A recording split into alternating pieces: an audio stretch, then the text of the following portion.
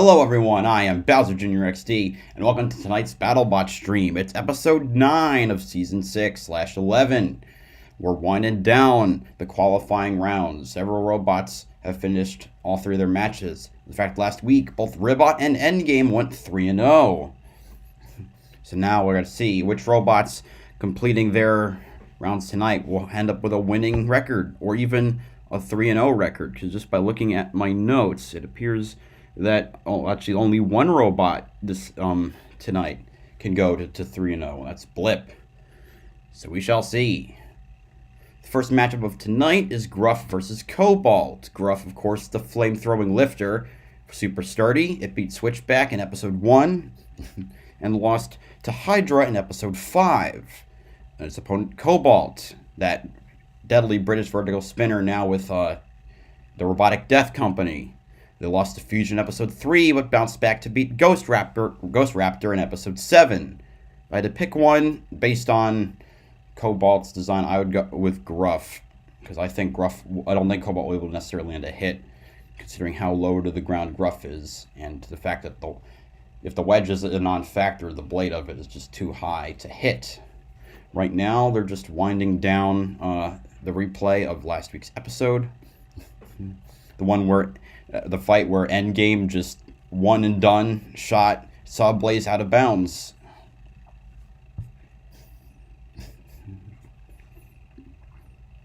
Of course, volume will go up once we start. Oop.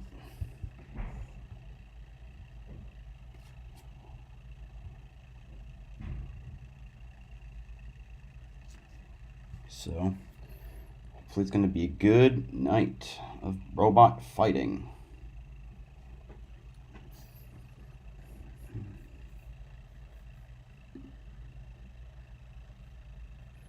So they're still waiting on the stuff to finish up here.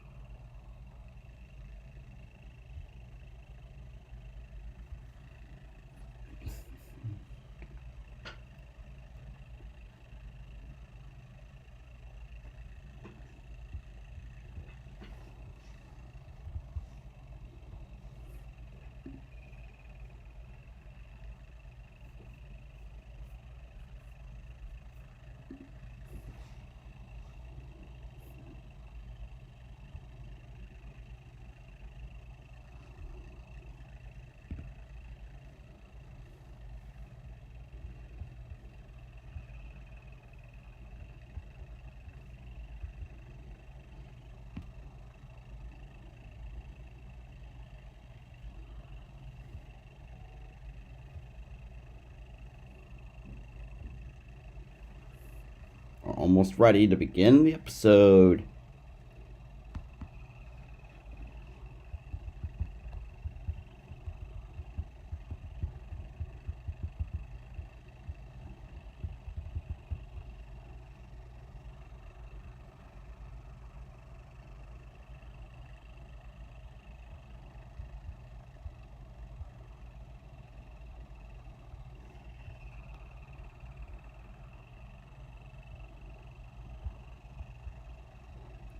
Going through the credits.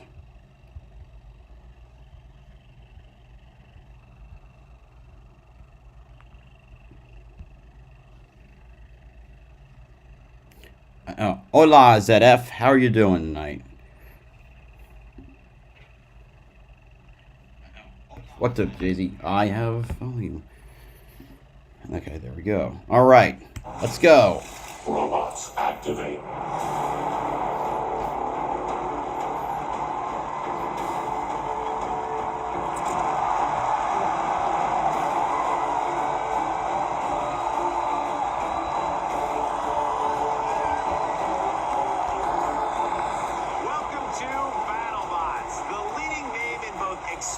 Mechanical fights and complaints from the Robot Humane Society of America. Hi everybody, I'm Chris Rose, joined as always by UFC legend and robot combat analyst extraordinaire, Kenny Florian.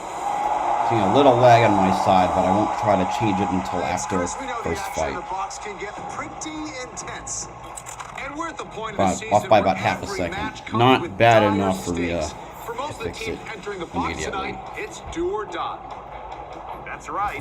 The round of 32 is fast approaching, and as we near the end of the qualifying rounds, these bots want to make the most of their last chance to impress the selection committee. You said it, Chris. This is when these teams need to pull out all the stops. With just 63 32 robots spots entered, up for only grabs in the 32 World move on to the Championship bracket. If they want in, it's time to make a statement. Obviously, you'll see the 3 and O's. I would really assume all the 2 and 1s, and some of the high-ranking 1 and 2s. Kenny, what jumps out to you?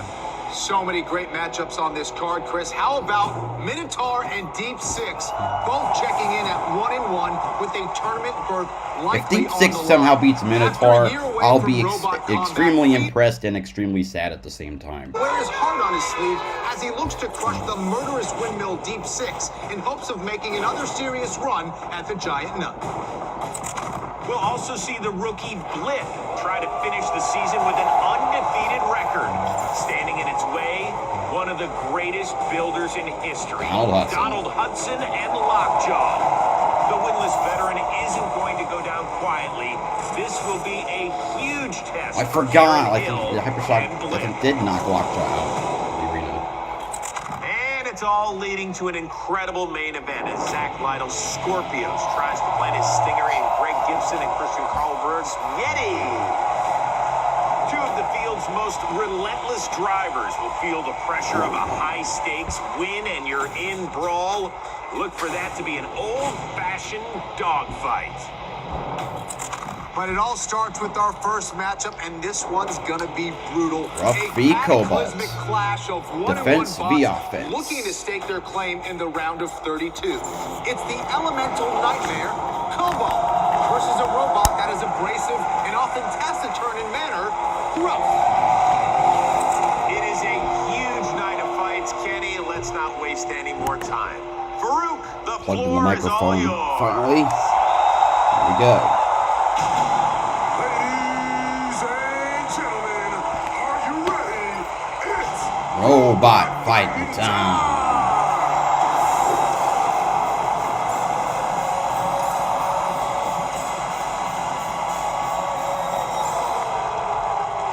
in the red square. His parents always said that this bot played too rough. It killed all the bots at summer camp, but being away from home is tough. It played Killer Kumbaya and ate sacrificial s'mores. But it was hard to play tetherball when the bots were tethered to the floor. Grenading Camp Granada, it's Rough.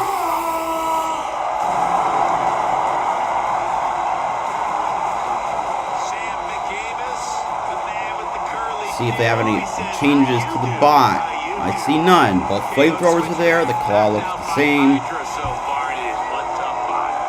Yeah, it sure is, and that toughness going to be crucial here against an insanely powerful vertical weapon. We're about to find out if Gruff is the bot that got tossed out of the ring by Hydra or the one that torched Switchback in a blaze of glory. Huge fight here. in the blue square. This team's from a place called Pleasant Garden. Man, that sounds nice. Let me guess. Low crime rate, good schools, just a wonderful life?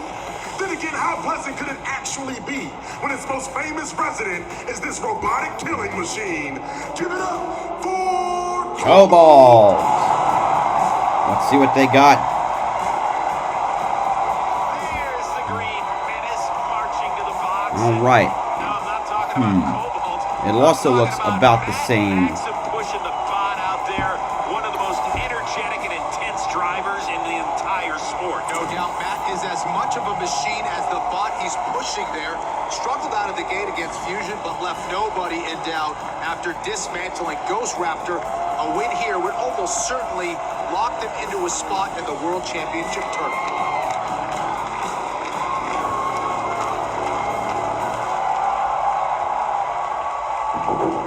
Cobalt has a deadly combination of All right, high-powered you got. weapon and a great. So, Zed, you got Cobalt, Riptide, Valkyrie, Blip, Minotaur, Hijinx, Scorpios. Now, some of the question marks are they going to be the close fights? Or, yeah, I'm saying Gruff for this one. I'm going to do this on a fight-by-fight basis, getting in, like I usually do. but a win would definitely definitely secure us a spot. So, Matt, he's our driver. His importance to this team has been crucial. He's getting more and more stick time, and I think you could tell the difference between the first fight and the second fight, that he's really coming into this machine.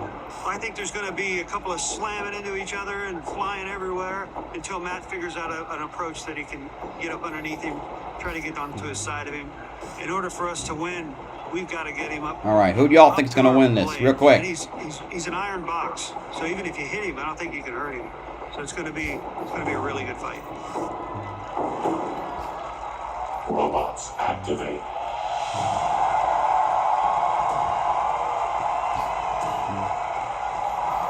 Gruff's gonna come at you with plenty of flame and a sturdy chin. And for more on Gruff, we bring in our bot whisperer, Pete. Gentlemen, there are many beautiful machined parts here on these robots, but I'm going to show you one of my all-time favorites because it relates to fire. This Flamethrower. is a manifold, nozzle, and Venturi system all in one. This is the key, Or at least to the thing out of which Gruff the fire shoots, not power of necessarily that the fire engine they of it. have. This Venturi system is allowing to put so much oxygen intermixed with that propane and burn, baby, burn. You didn't put one of those in your car, did you, Pete? No, but I put one in yours. Ah! That's funny.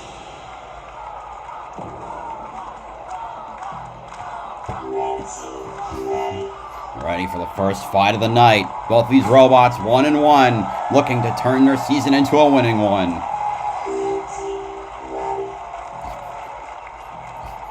The deadly British gear versus the American defense. Or something. Here we go. The box is locked. The lights are on. It's robot fighting time.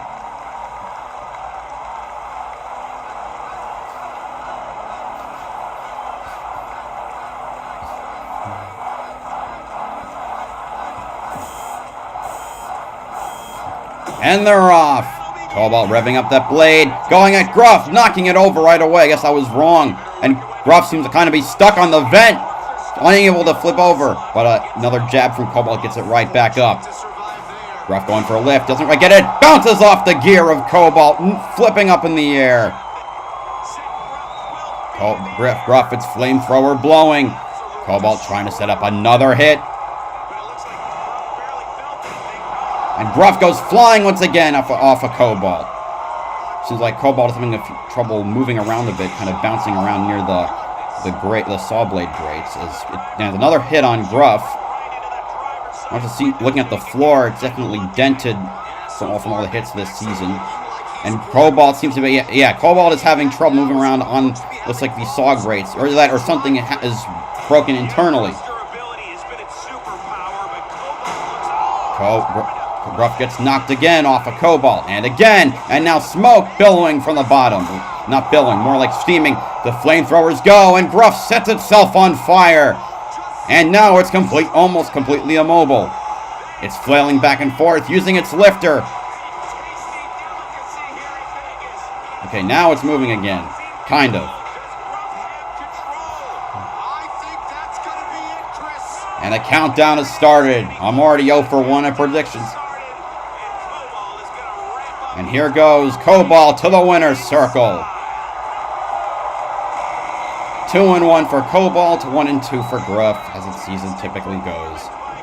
Fortunately, usually gets just 1 win a season, despite putting up a good fight in almost every fight it's in. But Cobalt wins. Cobalt's no joke. No, not at all. This is a very serious robot. Look at that launch. I mean, that's one of the highest flips we have seen here at Battlebots. Just ridiculous power. And to do it against a bot that is as stout and as tough and as durable as Gruff, then you throw a little pulverizer shot on top of it. Perfect ingredients. My goodness. I mean, right now, Cobalt is hitting as hard as uppercut and end game.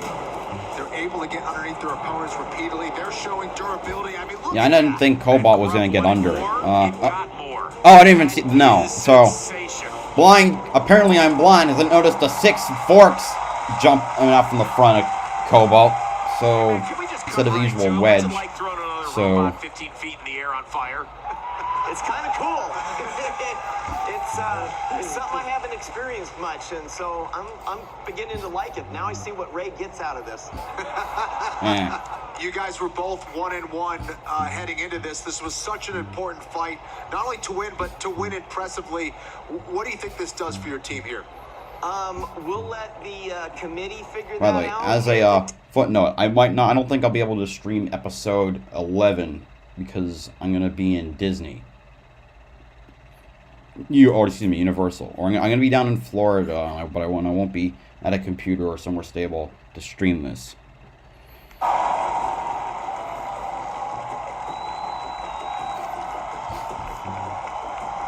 All right. Well, in case there were any doubters, let it be known that Cobalt is indeed the real deal. It wraps the qualifiers with a record of 2-1, and will most certainly move on to fight for the giant nuts. As for Gruff, at 1-2, they will now be stuck watching and waiting as the rest of the qualifying action shakes out. Coming up, don't go chasing oceans. Please stick to the ponds and the lakes that you're used to.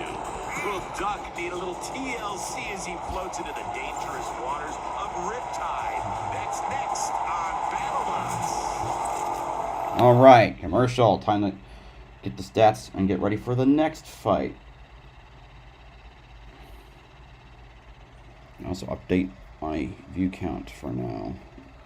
Alright, next fight is Duck v Riptide. Duck, that unbreakable brick, hasn't been knocked out.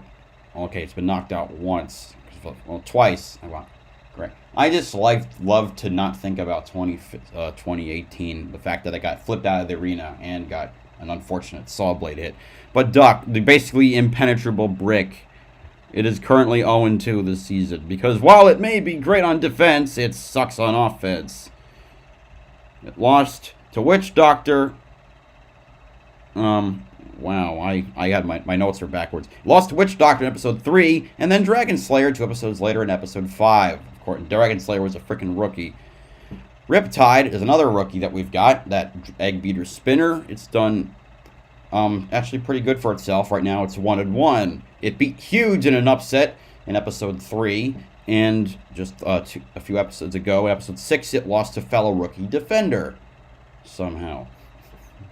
But yeah, so we got Duck v Riptide. At this rate, I think Riptide's gonna win. Ducks, that beak ain't doing crap for lifting. You know, when insurance, it can take a hit, but unless it can take enough hits to cause internal damage to Riptide, I don't see it pulling out a victory, even with the better increase in points for the other two categories besides damage. So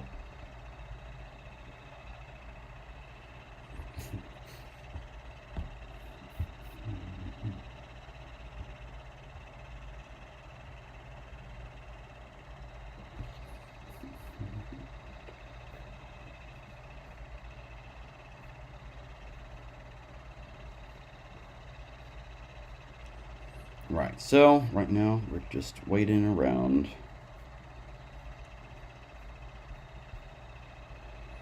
Because we gotta wait for the damn commercials to come back. But like, who do y'all think's gonna win this fight? Duck or Riptide? Let me know below. Right, Duck's only hope for Riptide to break itself, but Duck has Battlebots team elite. Really? Oh, that's pretty cool. Do you know what type of robot you guys making? Oh wait, they kind of suck though. Wait, let me Google this. Is there a robot in the field, or do you go to, or do you go there and they make like robots for local competitions? I think Doc will pull this one through. Interesting. Okay, you're an aerospace club kind of. That's pretty cool. Space is definitely interesting. I'm not a rocket scientist though, so I will not try to delve into something I don't know. Yeah, Ducks having a lot of drive problems, definitely have, considering they just can't freaking, yeah, even when they take hits, and then when the weapon actually breaks on the opponent, they're too tired out to freaking take enough control. So the team does competitions. Oh, that's pretty cool. I tried driving a robot once in a competition. I was in 8th grade, and I screwed something up when making it because it didn't move at all.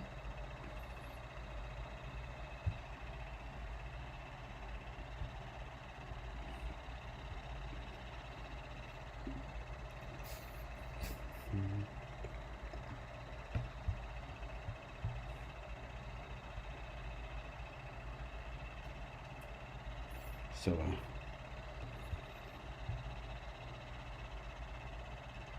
right. Okay, how long is the commercial going to be going on? Seriously, come on.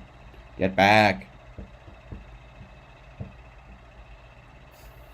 There's only so much. I can only carry this on for so much long. I could talk about old Battlebots moments, like the time that Nightmare double KO'd itself and its opponent, Slam Job. But it did so much damage to Slam Job that the decision was obvious. Or about the time that Son of Waiachi, the old Son of Waiachi, spun so hard in its first fight of Season 4 that it self-destructed when it spun into a wall and stopped working.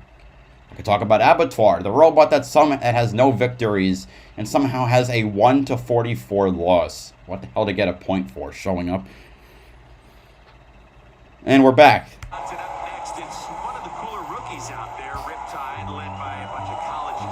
Kind of reminds me of Railgun Max with the fattiness of the spinner. Then he won his first fight out of the gate, knocking out Huge in less than a minute. Lost his last fight, so he checks in at 1-1.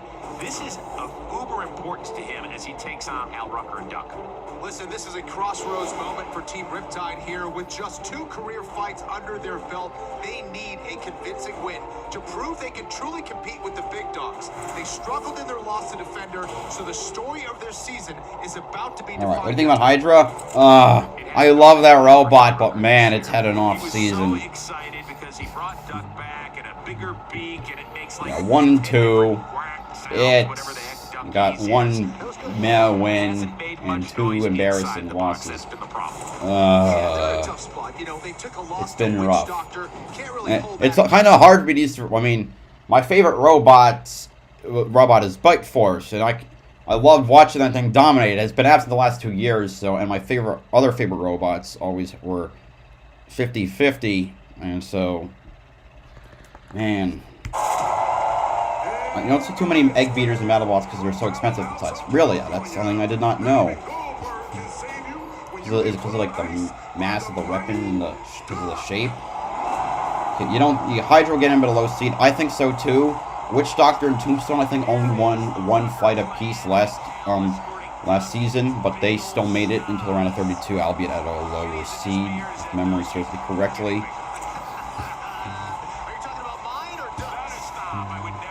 Like I said earlier, there are probably going to be a bunch of 1 and 2 bots that get in if their pedigree is good enough.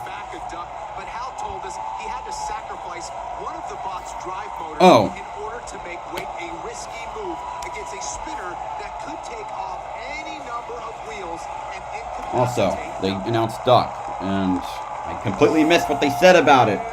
Chaining something up for the fight. Removing a drive motor. Why? Wait, why remove a drive motor? It's been having problems driving. Whatever. Duck, you are my second favorite robot, but,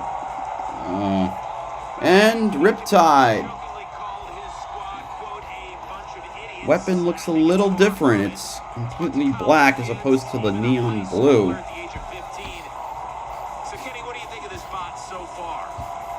But I can't really see if it's the same thing or not. I'm definitely impressed by what this team has accomplished so far, but I'm a little surprised they haven't added a self-rider. That cost them their last match. Okay, your streamer watching on doesn't have audio listeners. Okay, that's cool. And you like hearing my opinions. Thank you.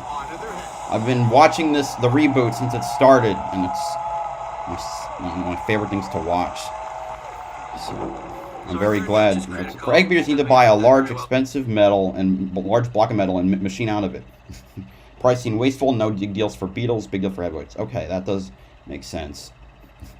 Especially because there's a lot you need to cut out of the egg beater, I assume. That's the biggest problem with it, as opposed to like a bar, which you just maybe a few hulls, or a spinner where you just mill out the extra stuff.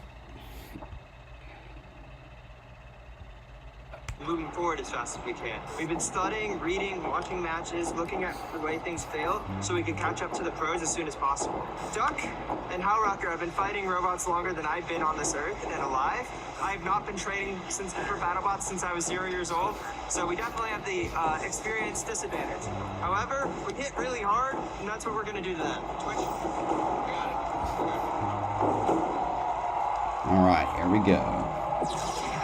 The box is locked. The lights are on. It's robot fighting time. Here we go. See, Duck is starting ass backwards. Or ass forwards? You know what I mean. And we're off. Riptide getting the weapon up to speed. Oh, I see. They added 2 little corners off the side, the backside of Duck. And, man, but Riptide is still pushing around Duck. It's just bouncing off of it. Duck goes head on with balls of steel, but nothing happens. He keeps getting bounced back. And there goes Riptide ripping off part of the flipper already. Just bouncing around Duck in the corner with the pulverizer trying to get a little action. Duck still has the ball to drive straight at it. Maybe he's going to set up the reverse. No, it just plows straight on. Okay, I'm definitely... The audio delay is getting a little more noticeable. And Duck loses a wheel. And gets stuck on the screws. It's back mobile, but it's lost 1 wheel. It's down to 3. Riptide gearing up for another hit. Another bit of the flipper coming off. Riptide launches Duck in the air once again. That thing looking a little worse for wear. Losing that drive motor might have been a bad decision for Duck. Riptide looking for more meat to pry off the bot. Duck has not been KO'd, since 2018, and that was with Tombstone. Could we be seeing a rookie doing what many veterans have failed to do within the last 2.5 seasons? Another big hit from Riptide, knocking Duck in the air. Duck just crawling around, limping, beaten, bruised, mauled, mutilated. We're going to have Duck a la Rome's tonight. Pulverizer coming down on the Duck, which is just moving back and forth. Some smoke coming out of the inside. Riptide goes back in. And now Duck, still barely mobile. The countdown has started. The brick may have become completely obsolete because we have marble. Anyway, Duck goes 0-3. Riptide, the rookie, beats Duck in a knockout for the first time since 2018. And wins. Unbelievable. My second favorite robot. Oh, man. Well, Bite Force, please come back to Battlebots. I need a winning robot to root for. My third favorite, Lockjaw, is 0-2. Hydra's only won 1 fight this season. Yeah, we knew Duck. Wait, Duck is retiring? I did not know. I didn't even see that. Why did I not see that? No! Oh, man. Well, it was fun while it lasted. And Duck going out with a KO. I guess it's only fitting for a retiring bot. That or a championship. But, oh, man. Did even pick a robot to... I think I picked Riptide. Absolutely, this fight was most I forgot to pick a pick. I don't. But Hal will probably be back. Yeah, I think I would have picked Duck just based on how badly it's been. And also the thing, what I realized about it, its original design with the plow that lifted, that was better suited for pushing, because you don't have to freaking. It seemed like the flip lifter they had is just flimsy, and the facelift wasn't as flimsy. Plus, you could drive at it head first instead of back first. Paul said Bite Force to come back on the producer pay, but I did see that on Facebook. I saw that on the BattleBot supporters page. So yeah, I hope, please pay the Purdue builders more. I need my favorite bot back when all my other favorite robots are losing. Is also really reliable. Yeah, Matty Vasquez is a fantastic driver. that Whiplash is we hit Duck like 25 on a times. We're tear expecting it to over, maybe go on, over like, its the first entire 3 freaking plus, like it did with existence. the other Minus robots, its but time we as got the Splatter. robot tuned. It's But really we don't coming talk together. about that. We are a contender. I'm ready to go to the top 32 and just pound everyone. Let's go. I'm just ready. All right, so you're ready. Yeah. But Ethan, what is the Battlebots' dream at this point? We're gonna win the nut at some point, so that is the dream. Well, it might become a reality here in 2021. Congratulations to you and Thank your you team. guys. Thank you. All right.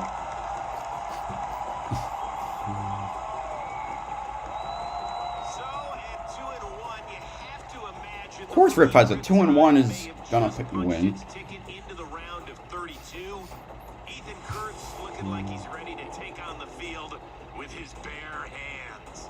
And for Hal Rucker, it looks like hunting season got the better of him as he and Duck close out the year with a disappointing 0-3 record. Coming up, the bot with the most polite name here goes against one that will unapologetically tear you limb from limb. Sparks and swear words will fly when, pardon my French, goes against Valkyrie. That's next here on BattleBots. All right. And more commercials. Valkyrie versus Pardon My French. Valkyrie is that undercutter spinner, which was also one of my favorite robots, is currently 1-1. It lost to P1 of all robots in an upset in episode 3. And then it came back to beat one of the most ridiculous robots I've ever seen, Triple Crown, in episode 5's unaired Facebook supporters / YouTube fight. Seriously, what the hell is Triple Crown even supposed to be? Its opponent is Pardon My French, which has had one fight. I think it was unaired. Again, the YouTube Facebook only fight, and it lost to Claw Viper, and that's the only fight it's had. Well, because I guess they just couldn't get the robot repaired fast enough. But yeah, it lost to Claw Viper. So yeah, 1-1 versus 1-0. I never liked Pardon My French. I'm not. It's not due to any country thing. I just I think I'm trying to remember from when I first saw it. It just seemed sluggish, and well, it's only had one fight. Well, that should tell you everything you need to know about how it's going to do. So I'm saying Valkyrie for the win here.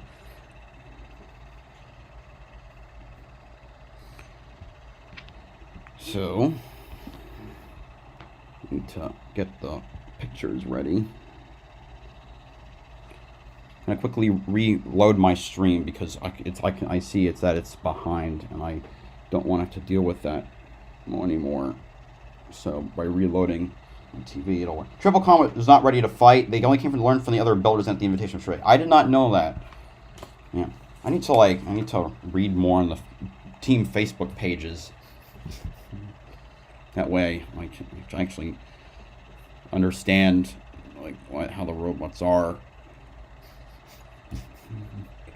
Like Triple Crown reminds me of Warrior Clan, and the same goofiness with almost a similar shape. It's got multiple weapons and none of the efficacy. Pardon My Friend was ready to fight this season. Since they're down half the team. Is that because of COVID? I didn't know that. Well, yeah, that will definitely hamper team. But hopefully next year they will be better. Yeah, that would be good. Man, having half your team there, man, that's. So.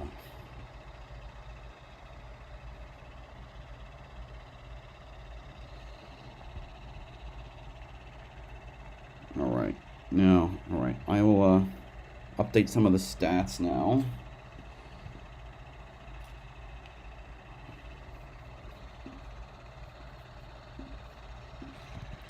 To 34 views. And while we're just sitting here waiting for the freaking show to come back, don't forget to like, comment, and subscribe.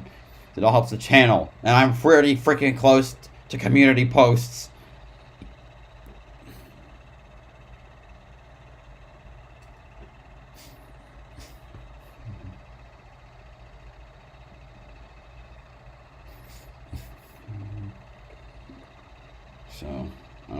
So, I'm obviously, so Valkyrie for the win. Are we all in agreement there?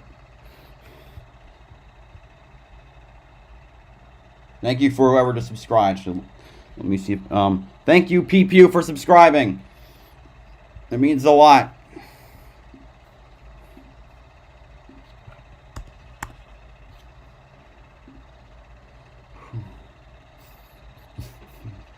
Okay, why are there so many auto insurance commercials on literally every damn channel? Obviously, I watch a ton of NASCAR. I see enough of it there. Why is it here on Discovery? Because they have the drag racing show? Well, we're in the middle of robot combat. Show with stuff for, like, Haas tooling. Or maybe not now, because of the freaking chicanery going on with their F1 team and their Russian driver. Yeah, so for those who don't know, there's obviously some of the tools that they use in the Battlebots garage. Haas Automation, the owner of that company, Gene Haas, owns a Formula 1 team, Haas F1, and they suck. But one of their drivers, Nikita Mazepin, is Russian, and his father is basically one of Putin's cronies. So after the Ukraine invasion started, shit hit the fan. They took off the Euro Kali sponsorship, because that's the company that their driver's father owns, and now, based on an Instagram post by a different company, it seems that he's being replaced by another driver, which has got to be just embarrassing. And I see a Russian bot or whatever, the stupid computerized comments with just a vom dot and then a nonsense word. We're back.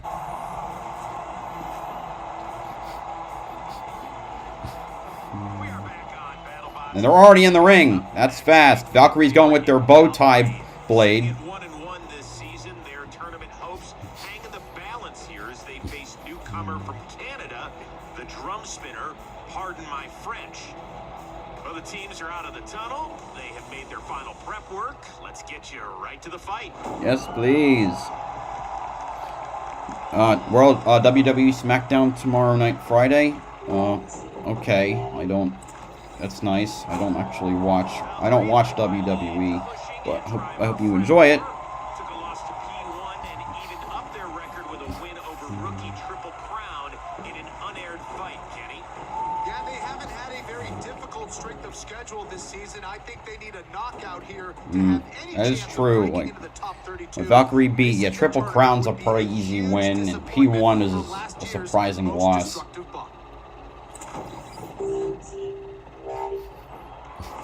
But a robot's reputation or just record in this sport is like crypto. It can go up and down at a moment's notice. There in the jersey. This is a big drum spinner, Kenny. 73 pounds to be exact, and a max tip speed of 250 miles per hour. But the bot struggled to function. Please, Valkyrie, please plot a victory here, or I might be just embarrassed. Please, don't go down to pardon my French. I just need you to get past the round of 16 in a tournament for once.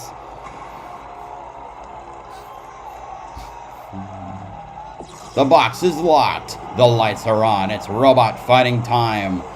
That undercutting blade of Valkyrie versus the drum spinner of Pardon My French. Here we go.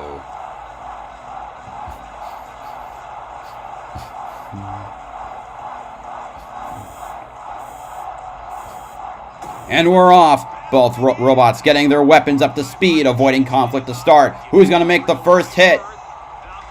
Valkyrie lands the first blows, but kind of bounces off, pardon my French. Glancing blows result in the two robots spinning apart from each other. And Valkyrie's weapon is, okay, it's me out, but pardon my French's weapon is down. Oh, wonderful. That's what happens when half your team is there. My condolences to Canada. Valkyrie going all in on pardon my French, because now all that thing has is the front wedge. And now, pardon my French, already immobile. The only thing that's still moving is the mini-bot. So I stand corrected. Now the mini-bot has lost the wheel and is immobile. And it looks like this fight will be over. Next. Yeah, I'm watching, oh dear. Am I really that far behind? Oh, jeez. Great. Yeah. I'm not watching on television. The mini-bot is smoking, by the way, on freaking pardon my French. But I'm using my college's streaming service via Xfinity Internet, and since my television does not have a cable box, and I don't know how to stream from that to my computer anyway.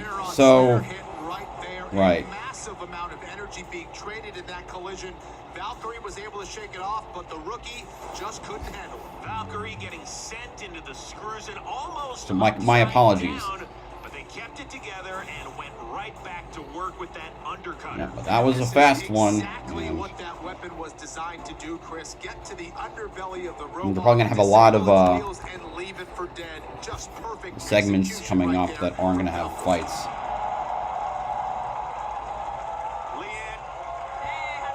Congratulations, you just killed U.S.-Canada relations. Thank you. It's nuts. Can I watch it free somewhere? What do you mean? What do you mean? Like are you talking about showing the video? I don't want a copyright strike, so I wouldn't recommend it for my stream, even though my computer sucks at it. If you mean a better stream, I don't have like Discovery Plus or something. Yeah, so in terms for watching along with someone live, this is without risk of someone getting a copyright strike. This is the best I can do. I've got audio.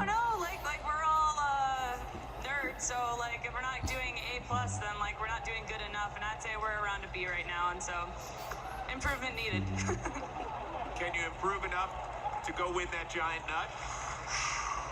All depends on who we see and Exactly. how hard we hit and how hard they Remember hit. last year, Valkyrie had the unfortunate luck to go against a robot that knocked it out, that defeated it in the qualifiers, which is Whiplash, and it lost to that again in the round of 16 last year. So. Okay, so Valkyrie handles business tonight with a convincing KO, and they move to 2-1. However, with wins over lower-tier rookies, it'll certainly be interesting to see where 2020's most destructive bot lands in the tournament mix. Coming up, here's a phrase you don't hear very much. Donald Hudson is in trouble. He needs a win to avoid. And this time he doesn't have the Desperado to fall back on. He's going to be going up against a very impressive rookie in Blip. That fight coming your way next on Battlebots. All right, next up, the Midway Major. Okay, you're watching live, but no audio. So I'm probably behind on that note. Anyway, time to go over the next matchup. We have Lockjaw v. Blip. Lockjaw, the veteran. Donald Hudson, he's been in every single BattleBots competition since they started back in the 90s with some robot, whether it was like Sector or Tazbot, or obviously Lockjaw. And Lockjaw having gotten as far as the semifinals back in 2018, it's been on a downward spiral since then. Constant motor failures or smoking during pretty like 90% of its fights, starting in halfway through 2019, and it's now at 0-2 with no Desperado tournament to fall back on to try and garner a spot in the top 32. It's on the decline, and the fact it's my third favorite robot makes me sad, because why? I like this thing. It combined. It felt like a good combo of control and attack. I liked its original version, and I liked its more modern version because it had a fighting chance to win matches, and now it just blows up. On the other side, we have Blip, the newcomer, the rookie teammate to Tantrum, last year's surprise semi-finalist. And this thing has done pretty well for itself. It's that small but compact spring-loaded flipper. As for each robot's record, listed Lockjaw is 0-2, lost to Copperhead in episode 3, and then again to Hypershock in episode 6. Blip is on the other side with a 2-0 record, having beat Rusty in episode 2 and Overhaul in episode 7. A little difference between that. Lockjaw's strength of schedule is pretty high. Blip's has been relatively low. Rusty, as much as they love it, people like it, it kind of sucks. And, well, an Overhaul also sucked. It had like a 2-9 record coming into this season, and now it's 2-11. But I digress. So I'm picking Blip for this one. What do y'all think? Okay, Flywheel flipper. That's right. Springlet. I couldn't remember what it was. I knew it was a special type of flipper, but I didn't watch episode 7, so I wasn't sure. exactly what it was. Okay. Teasing that there's an 0-3 robot in the turn. I think that could be Lockjaw, and can't imagine who else it could be. Wow. Apparently Reputation can save yourself just so that you can get in the tournament with a 0-3. Then what's the point in trying? If an 0-3 champ can get it, I swear to God, it's just wasting a spot. A robot that's 0-3 is not going to win. I said, of course, fucking Bombshell made its way into 2018 and completely destroyed the bracket when it beat Tombstone and crapped out in its next fight, just like it had been doing for every single damn fight it was in that season because its design was terrible.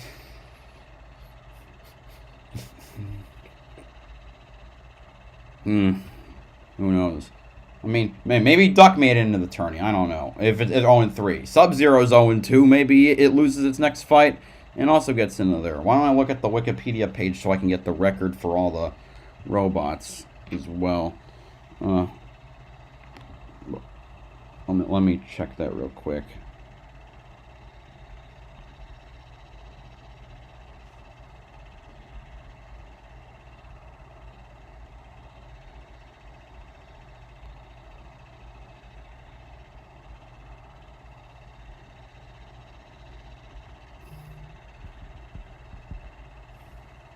Alright, so, not back yet.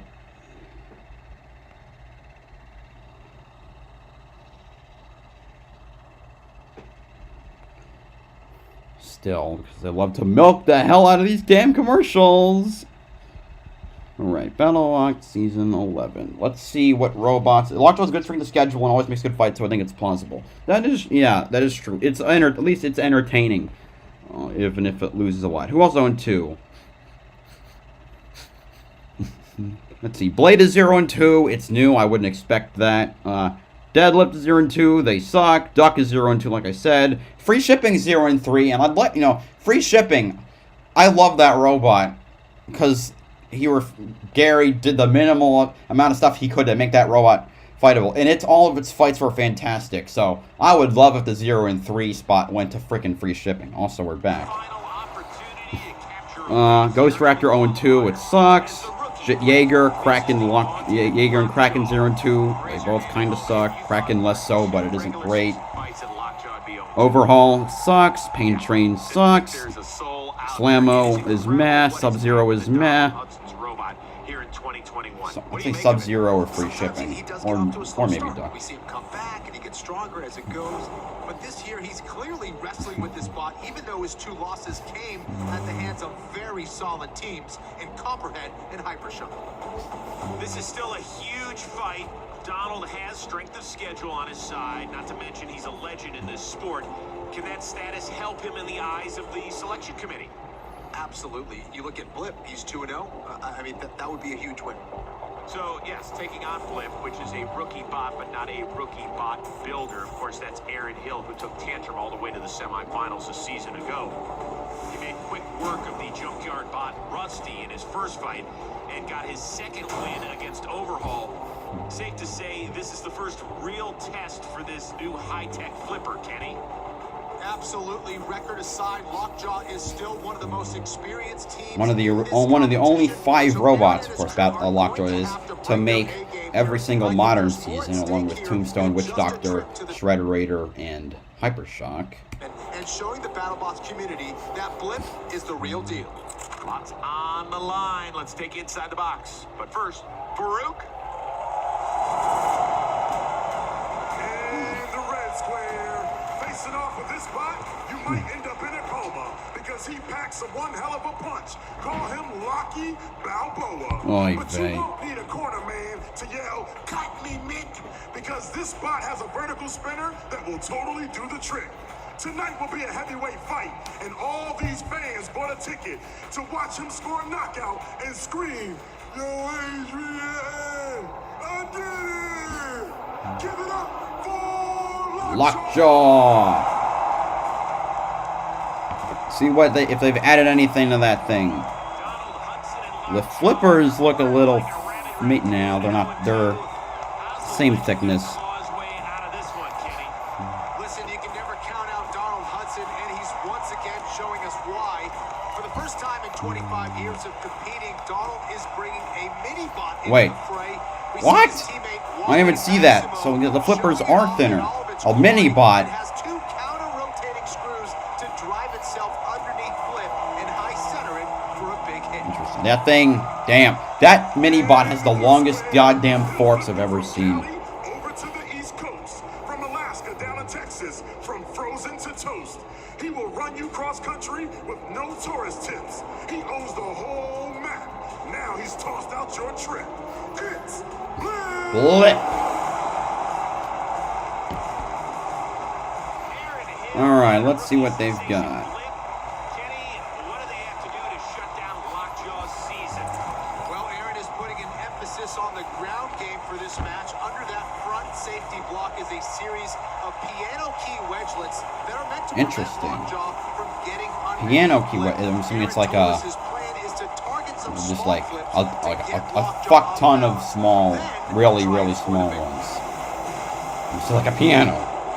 55% of Reddit voted Blip to win. I really hope Donald wins. Same. I would vote Blip to win, and I would hope Lockjaw wins. Screw job. And all my 25 years, I've never used a second robot. We haven't even practiced it. We're hoping to get that in the match to kind of throw him off on his driving game a little bit. Give him a little bit of something else to worry about besides a weapon. Aaron's a fast driver. It's very good. It's very nimble. I have to be prepared to fly through the air a lot. Even if I'm doing well, it's more than likely he's going to get a couple flips on me.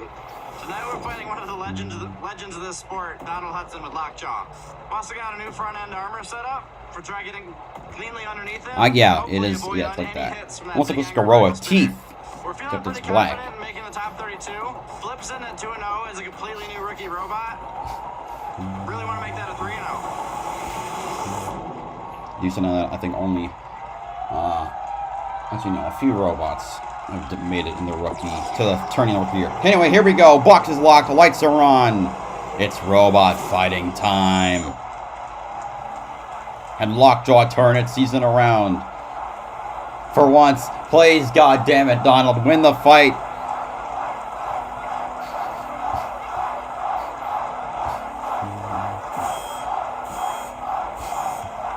And they're off. Lockjaw bounces off the ground to start. Way to start! You just bounce off the ground because your fork hit a seam the wrong way. No contact made yet. No flips. No, oh, there goes the flip, but not much from Blip. And now Lockjaw's stuck on its side, but it gets back right, or almost right away. Lockjaw! Son of a bitch. Bursts into flame. Oh my god. Why? Why? Just why? I fucking piss. Great. Lockjaw's... Okay, it was on fire. It's still going. The mini-bot is doing absolutely fucking nothing. Oh my god. I can't... Now I'm just sad just to see the thing burst on fire just to start. It's still completely mobile, except for the fucking weapon. Or kind of. Blip just pushing the thing around. Not able to get any flips. Oh, looks like it's trying to line up for a flip on the upper deck, but it just runs into screws. Oh, here it goes now, and knocks it on the upper deck. And now Donald is stuck there. Just get off. Just, oh god, this is just such an embarrassment for fucking mutant. Yeah, no, exactly. Every damn time. Why does this thing always explode? You'd think after the last 11 times, 10 times it happened, you'd fix it, but no. You just let the thing burn up its weapon within the first minute.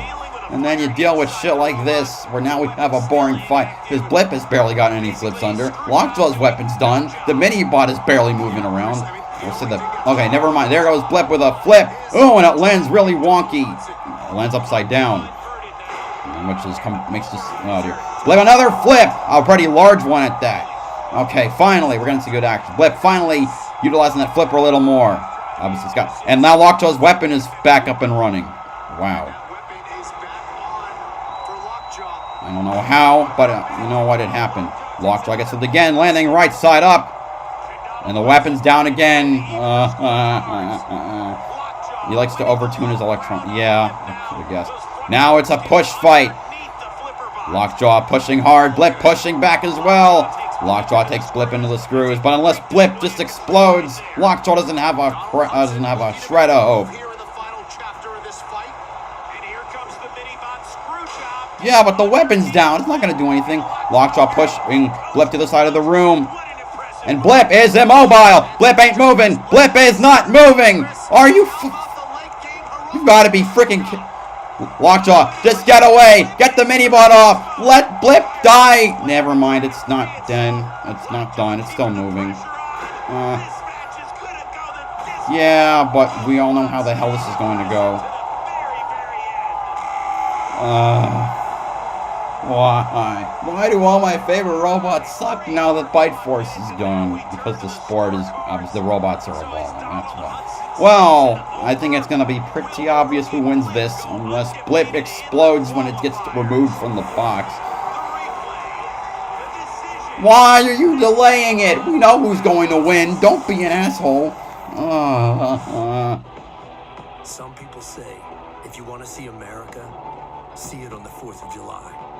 But America is just well, now we gotta wait in commercial while we all sit because we know very damn well who won the damn fight, which makes this waiting game pointless. Well, yeah, Donald. Oh, God. They gotta fix this robot. You can't have it blow up every time it comes into the arena. You don't want to be as a robot that can't keep its parts together. Even if you won about half of those fights, it's still embarrassing.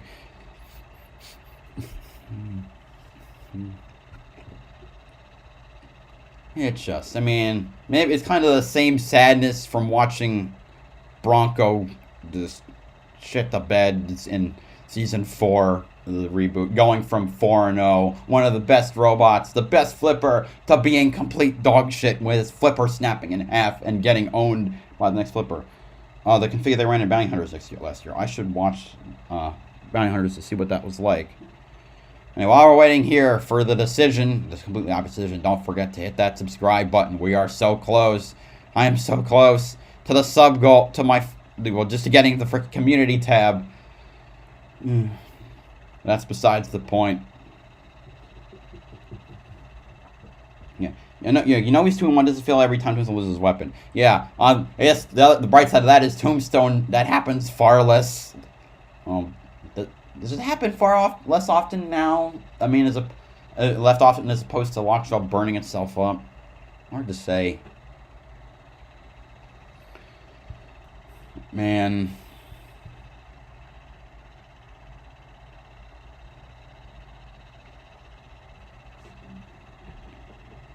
It hurts. I mean,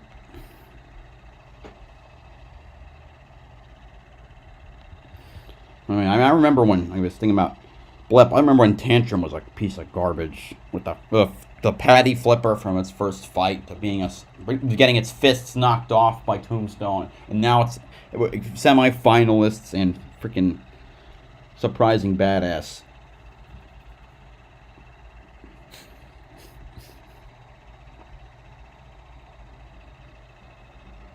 Yeah, all 3 fights this year is weapon shut down. Oh, Tombstone? Oh, yeah. Actually, you're right. I forgot about that.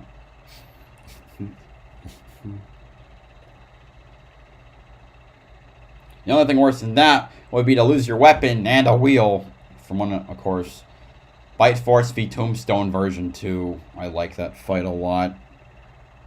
It was nuts to watch. I expected a bloodbath. And it was a one-sided bloodbath.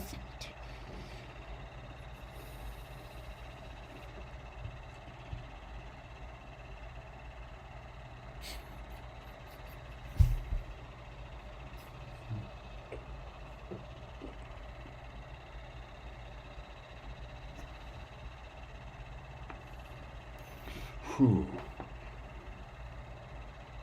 Also, did they really have to stretch this out? Couldn't they have another thing in the pits? Like, why? Tombstone's going to work out the Gremlins in the offseason. Yeah, I thought that about Lockjaw, too. But I can hope.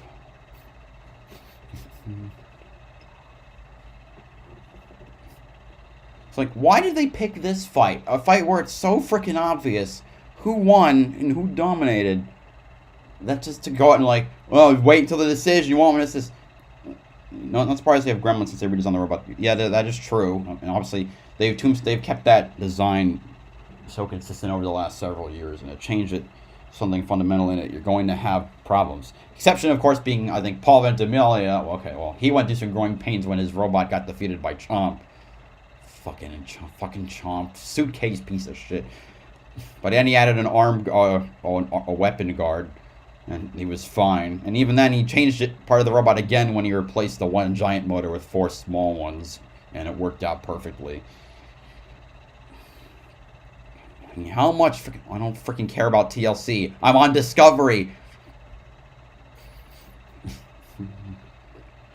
Like, they're not going to advertise NBC on Fox. Well, then again, NBC actually advertised. Fox is advertised on NBC, so what am I talking about? Anyway. Welcome back to Battlebots, where Minotaur Deep. That's the next fight. Lockjaw and Blip take it all the way down to the wire. The judge's decision is incoming, but first, let's revisit the action. Why? Kenny, early on, Blip really had it working. Yeah, they get off to a great start getting underneath Lockjaw. Minotaur should win that. Although, like I said, if D6 wins, I will be impressed and sad. Because I like both of those robots. Deep 6 is obviously never going to win a championship because it's just it's easy to get around and kind of unstable now. Well, less stable than it was, but man, if it would just be awesome. Deep 6 is too unmaneuverable and their wheels too vulnerable. Yeah. Got back into the action and never stopped fighting. No doubt. But it hasn't lost a fight like that, I don't think. At least with its wheels being vulnerable. Correct me if I'm wrong, though. Yes, Screwjob able to get underneath Blip as Lockjaw took it for a ride into the next zip code. Blip may have had this match by the reins for the first half, but Lockjaw left the judges with something to think about as Aaron Hill's bot started. Don't try to BS your way out of this. Was it enough? Here's Farouk. Yeah. Well, no, I thought its blade got no. It's one of its stabilizers got stuck in a buzzsaw vent.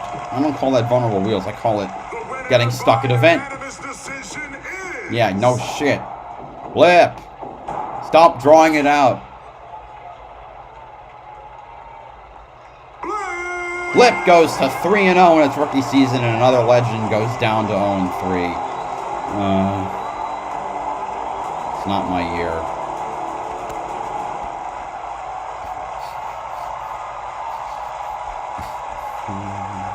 Aaron. Hi, guys.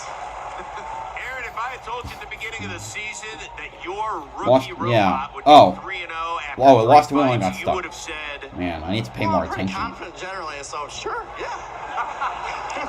But why aren't you surprised? We've put a ton of work in, and I've got a fantastic team keeping that thing alive. So what does it mean for you to upend a legend like and the Matt is going to the next fight. Like, why are we just here? Creative, innovative people in the sport, and I'm happy to share the box with them, and in this case, very happy to take the victory. No shit. Who wouldn't? Well, Aaron, congratulations on a remarkable regular season. 3-0 this year. Thank you, guys. Thank you. Donald, you've been around this sport an awfully long time. You know anything can happen at any time, but big picture, how shocked are you that you were unable to get a win during the regular season? You know, it is a little disappointing, of course. As a matter of fact, I think it's the first time in my history I haven't actually made it very well. At least had one win in the regular season. So, except it's not the main event, it's Fight 5. At the same time, I support this sport to help foster, great engineers. He's a talented engineer, and it's a pleasure to be destroyed by him. Always classy, Donald Hudson. Thank you very much. We appreciate it. Yeah. How much you want to bet to go right to commercial again before doing anything about the next fight?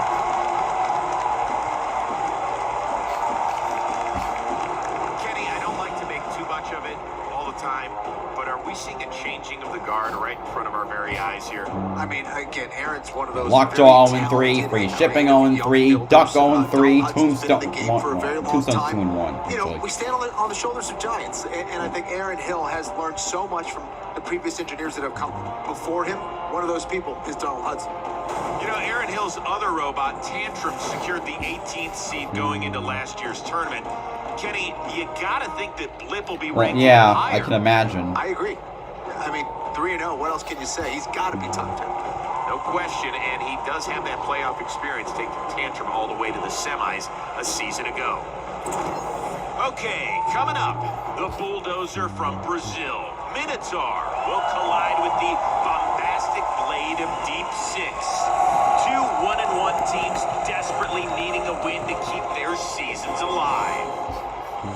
And later, it's a battle of two of the sport's most dangerous tacticians, as Scorpios faces off against Yeti. Of course, tactician with Christian Carlberg, not Greg. Fuck, what's his last name?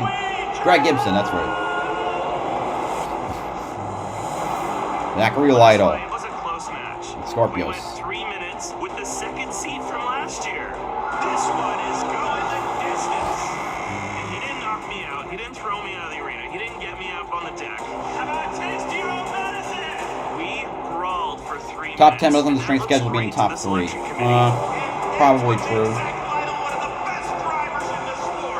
I got a lot of important data back. I know what works and what doesn't work. And I now have a much better idea of how to tackle some of the bigger names here.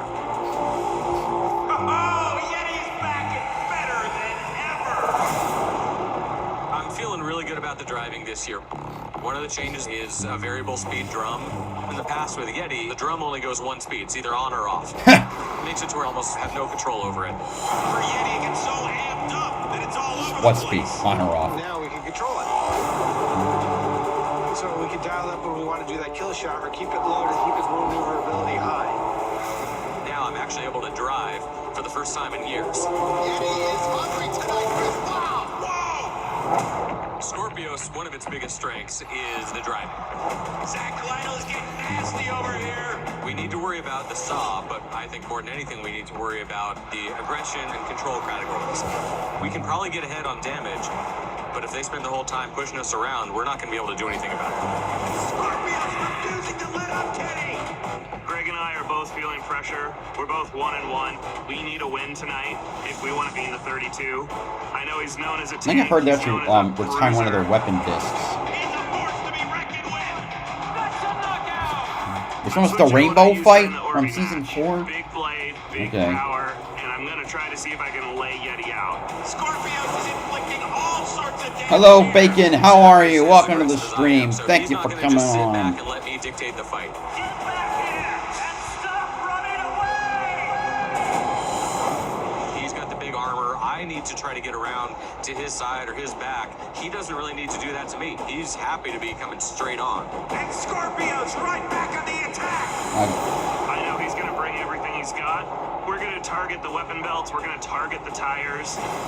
They're very hard to knock out. We're very hard to knock out. I want a knockout. I don't want any more judges' decisions. I can't rely on the judges. I really expect this to be a 3-minute fight.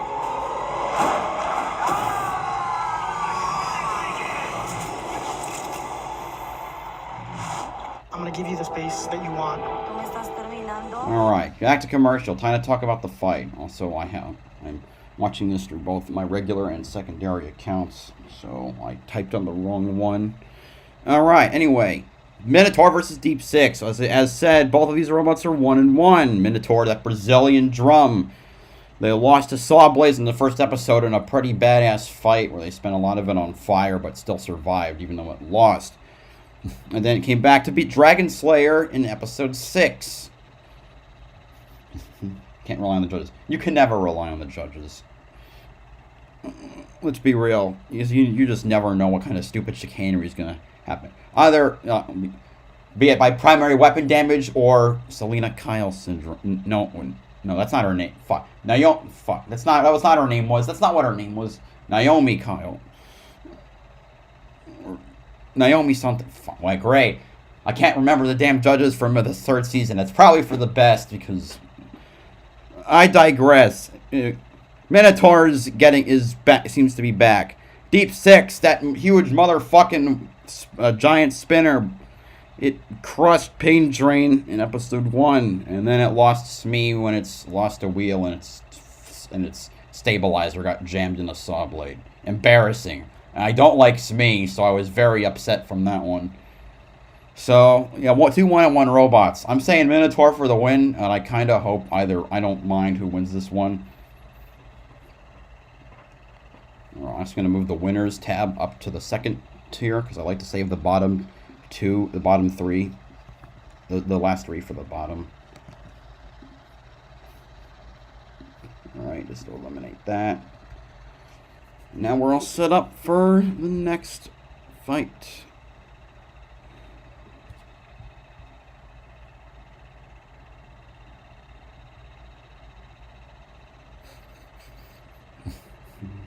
Well, we're doing more commercials for dog food.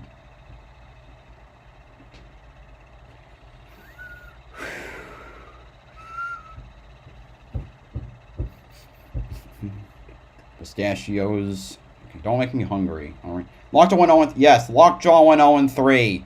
Blip tossed it around, and just like Lockjaw is, it burst into flames about a minute in and lost the weapon for most of the fight. It was not close at all. Why, Donald? Can't you fix your damn robot? Stop it from blowing up something every fight. It's so annoying. I like you, but you gotta get your stuff under control. Stop overtuning your electronics. If Minotaur, yeah, me too. I'm saying, like, yeah, I'd be very surprised if Minotaur can't have Deep Six.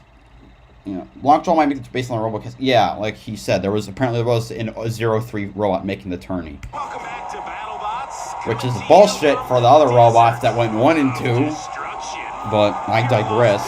I'd rather have Lockjaw than Smee. Tonight's high-stakes fight card. There you see Aaron Hill and Team Blip watching us live from the pits, fresh off their win over the legend Donald Hudson. Can't wait to see where they land in the round of 32. Already a view away from hitting the view we goal. turn our attention to another pair of 1-1 teams in dire need of a victory. It's the pride Still 3 away from the sub goal. taking on Deep Six. If it's 0-3, yeah, we're to advance to be Lockjaw. I don't know if it'll happen, but it's interesting. Honestly, I see Lockjaw getting a higher seed than someone like Ice Wave. Nah, if they have a 0-3 robot entering the top, the 32, it has to be at the bottom. There's no way you can BS that away. Giant weapon is only as dangerous as the bot it's attached to, and Deep Six hasn't exactly made waves in the effectiveness department. If this team wants to be taken seriously, holding okay, the wheel fell off right as it got stuck. It didn't fall off. Well, I digress. I'm talking about a Deep Six loss. In what became an instant classic and a dominant win over rookie Dragon Slayer. But at 1-1, do we really have a good idea of who Minotaur is this season? I mean, it's a fair question for sure. A good loss and an easy victory essentially takes them back to square one. In order to really make a statement to the selection committee, Minotaur and their ferociously passionate and effective driver Minotaur for the win here. Need to prove that they're back to being the Minotaur of old with a big win here tonight. Let's check it out. Farouk. Now, actually, I forget what I was going to say. I'll talk about it next time. Here we go. Which means you can get the horns and you can catch these hands. So step right up. I'm calling all matadors to shout "Olay" and get going through the battle box floor. It's Minotaur. Their spiritual leader Daniel Freitas leading them out. He has dedicated this season to his Yeah, we lost a few seconds before Deep got 6 seconds. Yeah, that's more accurate. Tiny Wheels are going to be dead, maybe. As for this fight, which weapon are they going with, Kenny? They brought in a bunch of new drums this season, but they decided to go with a drum. The same drum from the art, from the picture I showed. That will equal more inertia on those hits. It's a 3-tooth drum.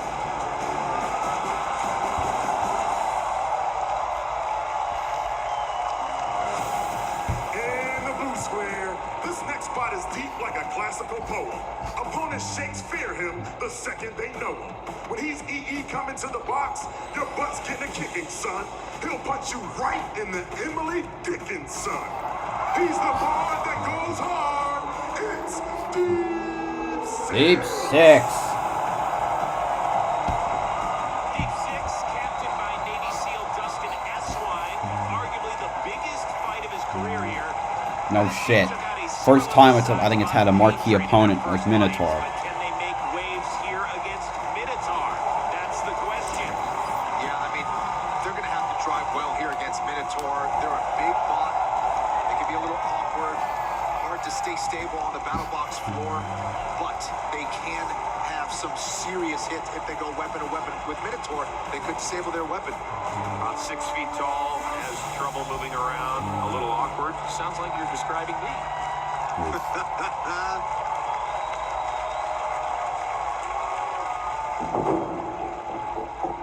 are very confident about the next fight. We always go for the win, you know.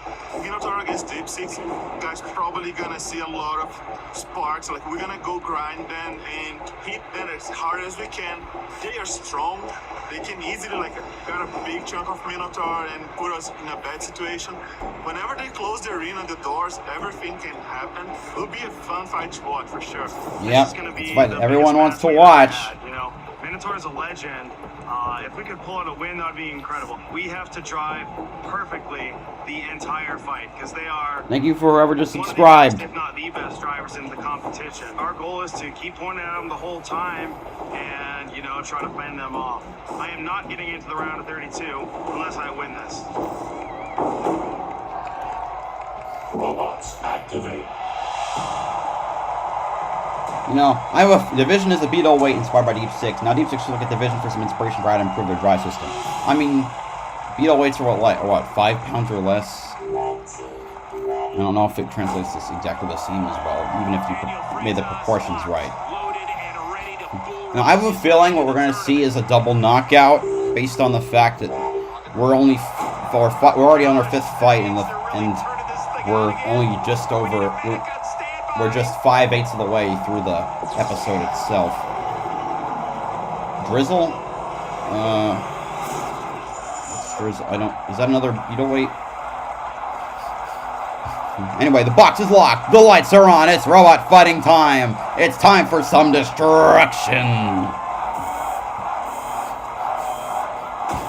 And we're off. Deep Six getting that weapon up to full speed, but crawling. Minotaur swerving around, trying to get a good hit.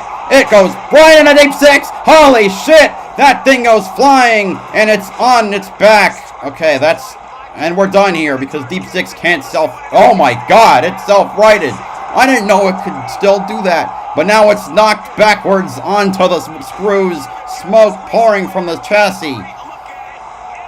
I don't think we're getting done. I don't think we're continuing there. The spinner just is stuck, so it can't knock itself back on its feet. Can it? It's unstuck. Well, yeah, but now it's lying backwards more. The gate going back and forth. Smoke now pouring from the robot as it's getting fucked between the gate and the screw wall. Almost. It's almost done, but it's too late. Deep Six goes out embarrassingly. Well, stuck on the gate. Minotaur, Deep Six loses and goes to 1-2. Minotaur to 2-1. While the Minotaur team members go Donkey Kong, beating their chests. Well, because Deep Six doesn't do self right. Unfortunately, it lost. Destroy itself. Yeah, check this out. Minotaur doing what it does. And Minotaur plows into Deep Six. It's on its back. The weapon kicks itself back up. Catches its blade on the top of the rail and sends itself flying. Crazy. You know, people forget that is a 250-pound robot that just got flung up in the air. Minotaur finishing the job by chopping off one of Deep Six's legs. And the Brazilians, they improved to 2-1 and look to be tournament bound.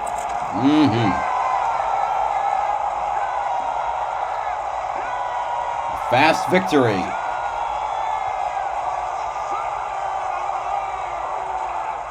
Physics allow it, but a heavyweight has to be really hard on Deep Six motors. Yeah, probably also contributed to how I was smoking so badly as trying to get loose. Junior, I know you guys missed last season. How nice is it to hear an entire stadium full of people chanting Minotaur's name?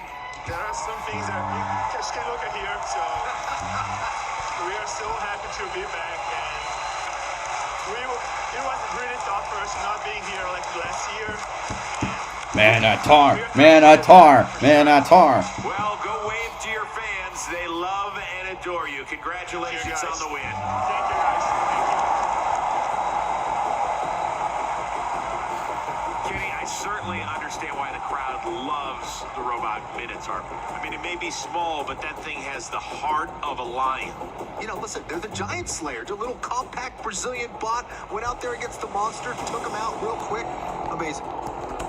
You know, there's some teams that say, hey, we're coming for the Giant Nut. And you're like, yep, sure, we'll see you there. And then there's teams like that that are saying, yeah, the Giant Nut's going to be ours. We're like, yep. Yeah, I'm good, right? We believe you, man. Very impressive showing, and now a 2-1 record.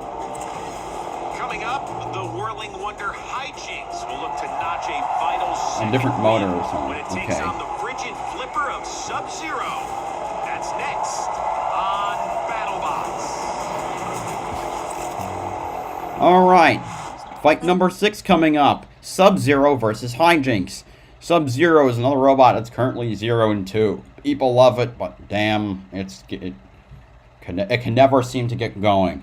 It's had 2 fights. Obviously, it lost to Shatter in episode 2 and Bloodsport in episode 7. I think the problem stems from it was already a worse version of Bronco, and now Bronco not even in the picture anymore. Well, it suffers from the same problems, but worse. Now, Hijinx is currently 1-1. They lost to Mammoth in episode 2, and then they beat Kraken, I think to my shock, in episode 6. Hijinx has always been an iffy robot for me, so yeah. Problem is, obviously, if Sub-Zero tries to flip it, that flipper's going to get shredded. So I'm going to go with Hijinx for the win here. You know, quick drink. I've got some lemonade in a thermos.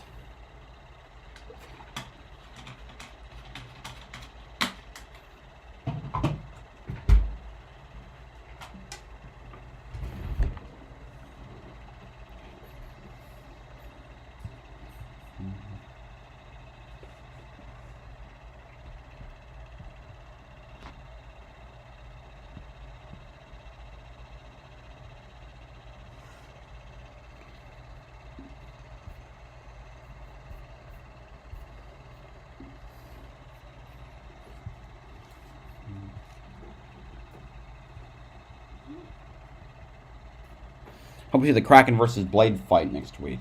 Was that the teaser photo on the website? I'm going to go look at that real quick.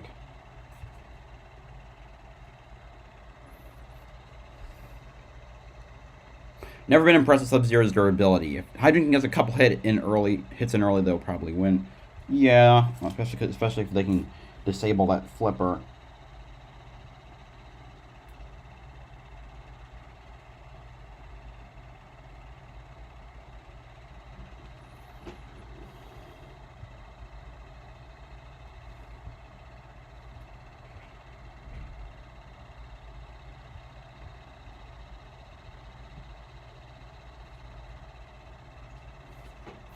Well, obviously, we're still just waiting here during the commercial. Sub-Zero could bully it like they did Valkyrie and Bounty Hunters, but they will need some luck. True. Okay, also, kudos to the people who run the website. None of the spoiler images show any robots in it. All I know is that for next episode, Rusty has a fight.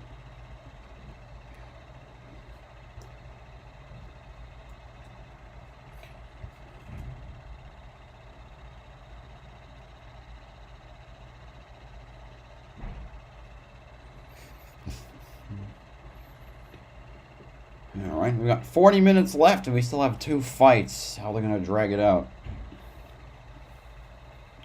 Kraken has taken so much damage to their frames this year. I don't see how they're going to really be in good fighting shape. It's a fair point.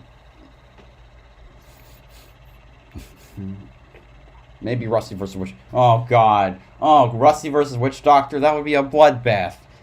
Oh, God. They really do that? Then again, they had Deep Six versus Nelly in Season 4. So I wouldn't put it past the judges. But, oh, my God. That would be sad to watch. That'd be hard to watch. Other than that poor robot get annihilated.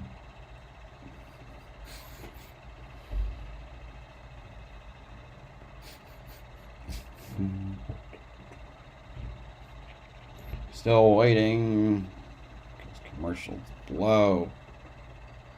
Man, at least with NASCAR you could watch an in-car camera or to just watch something during a commercial, or if you have YouTube TV, you can watch the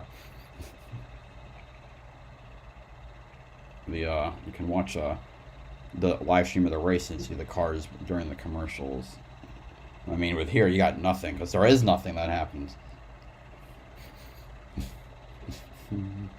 That's because this isn't live.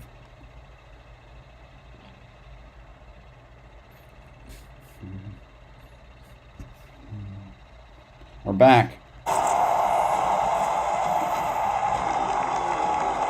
are back on Battlebots, and the world of robot combat has evolved dramatically since the early days of the sport. The bots, they hit harder, they take hits that were previously unimaginable, and are exponentially at 150 more or impressive. 150. As a result, competing here at Battlebots is a more formidable challenge than ever before. Are they going to sum up some of the fights we haven't seen then? Oh. We're seeing, like, Comedy Central footage here. I've been fighting robots. See, there's Dissector and, Mechavore. Over the years, things have gotten quite a bit better. When I started this sport, there were maybe 24 robots, and everybody was doing it for the first time, and they didn't have their machines really well dialed in. You had one crate with all your tools and all the robot stuff in it, and that was good. Talking about 2015. I have 10 people here. Everybody that we know can turn a wrench, they're here to help us, and it's what you need to be competitive. It's getting a little ridiculous in how much stuff you actually got to bring to a competition.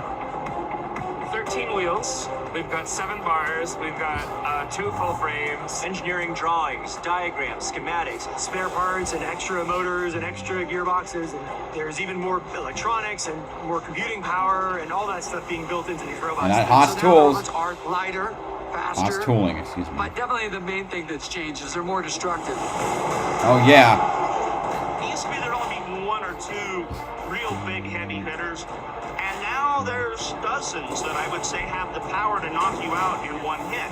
The overall level of competition is much higher this time around. Oh my goodness! Wow! Every season is an evolution.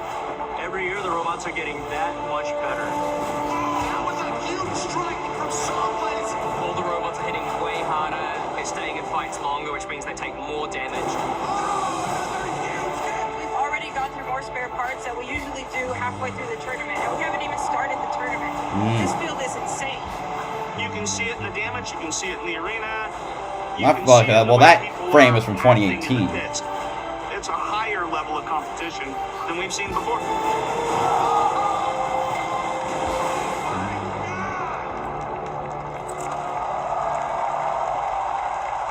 What will the action here at Battlebots look like in the years to come?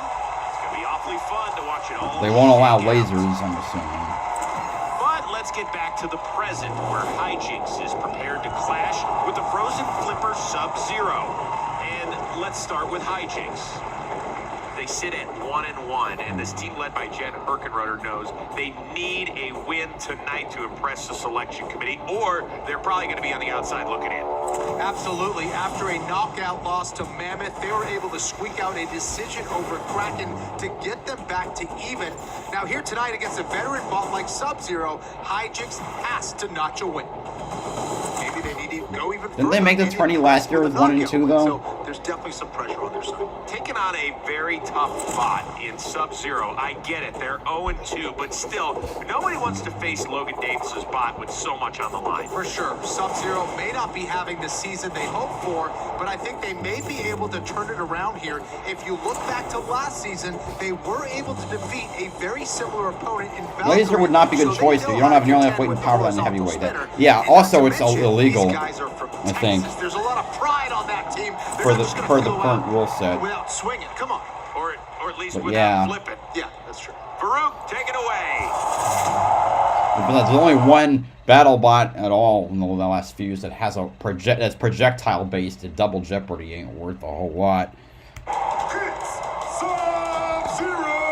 Sub-Zero. Hold on a minute. I got the bot right here. I told you they're winless, but those L's are against Shatter and Bloodsport. No joke there. Logan Davis with his toolkit and his beard, still smiling. Oh, he loves this. But he He can put on a certainly ship. had a very serious schedule. And he doesn't want to leave Battlebots without a win. He wants a big win here over Hijinx.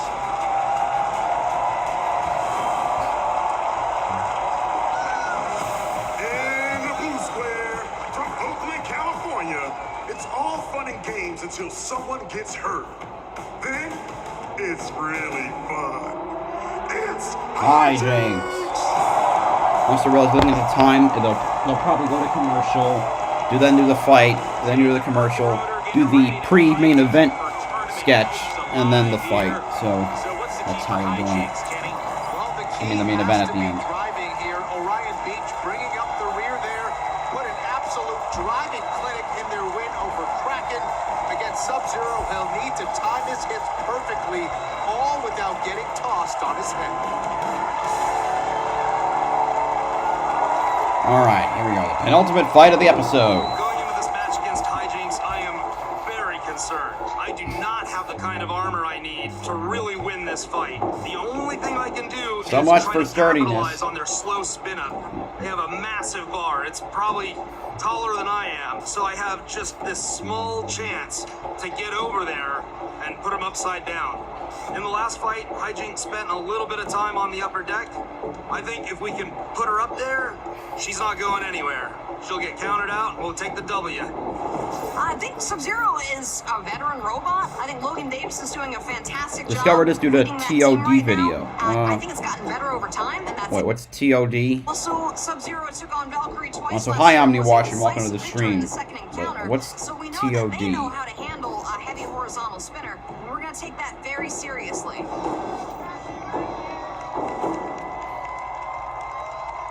Robots activate. Or whatever, what's Todd? If you thought you were excited for this one, just look at Sub-Zero. Hey, save it for the fight, you show-off. Don't forget about Sub-Zero's drone Spitfire, which Oh, Tower of Druaga. Logan Davis. Oh, man, yeah, I left that. I used to do gaming, but I left that one video because I was proud of it, and people liked it. Thank you for watching that video. I freaking love that game. Even though it's so freaking difficult to parse through, it's a joy.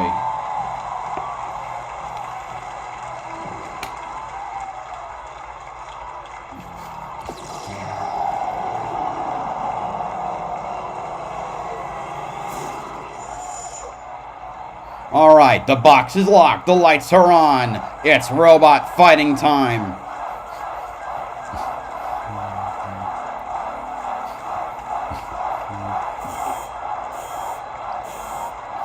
And we're off. Hijinx getting that weapon up to speed. Sub-Zero charging in.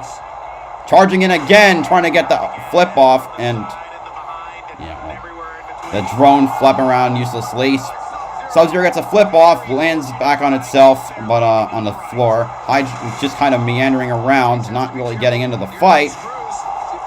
Sub-Zero getting a flip off. And the flipper appears to be kind of busted. I think part of the lip is bent a little upwards. Or no, it's not. Well, maybe a corner is. But the flipper seems to be kind of stuck. And Hijinx ain't spinning the weapon. Oh, son of a bit. No, okay, no. Hijinx weapon is going up. But except Sub-Zero is just charging right into it with no fear. Hijinx goes spinning after a contact. Sub-Zero just wandering. Oh, something just broke off. It was the left wedgelet on Sub-Zero. Hijinx spinning up again. Gonna tear off. Trying to tear off the other wedgelet on the side of Sub-Zero. But Sub-Zero's giving it its ass. Wasn't very effective. Hijinx kind of maybe having some movement problems, but you could... Okay, move. Never mind. It was just a little jittery. Sub-Zero seems definitely movement impaired right now. He's spinning. The spinner of Hijinx going full speed. Charges straight forward. Sub-Zero begins to smoke. No, it's not that. I think it's that the flipper itself has become dislodged from the pneumatic pump that powers it. But Sub-Zero ain't moving. It's definitely, there's more smoke coming out of it. Countdown has started. Sub-Zero, that poor thing, going to go 0 and 3 to be the third robot this episode to do so. Hijinx wins, goes to 2 and 1.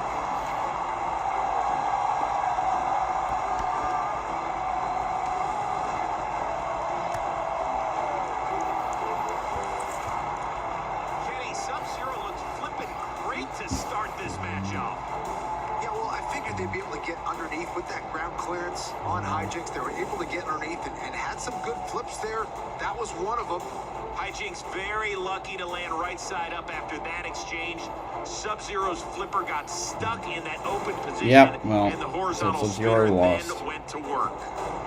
Yeah, absolutely. And Hijinx just stayed on Sub-Zero. They were aggressive, and once they sensed that weakness, they went for the kill, and that's exactly what they did. And here, finishing it up, you can prediction see record. Wait, did you get them all right today? Sorry, dude. One more shot, and that I'm 5 and 1 as well.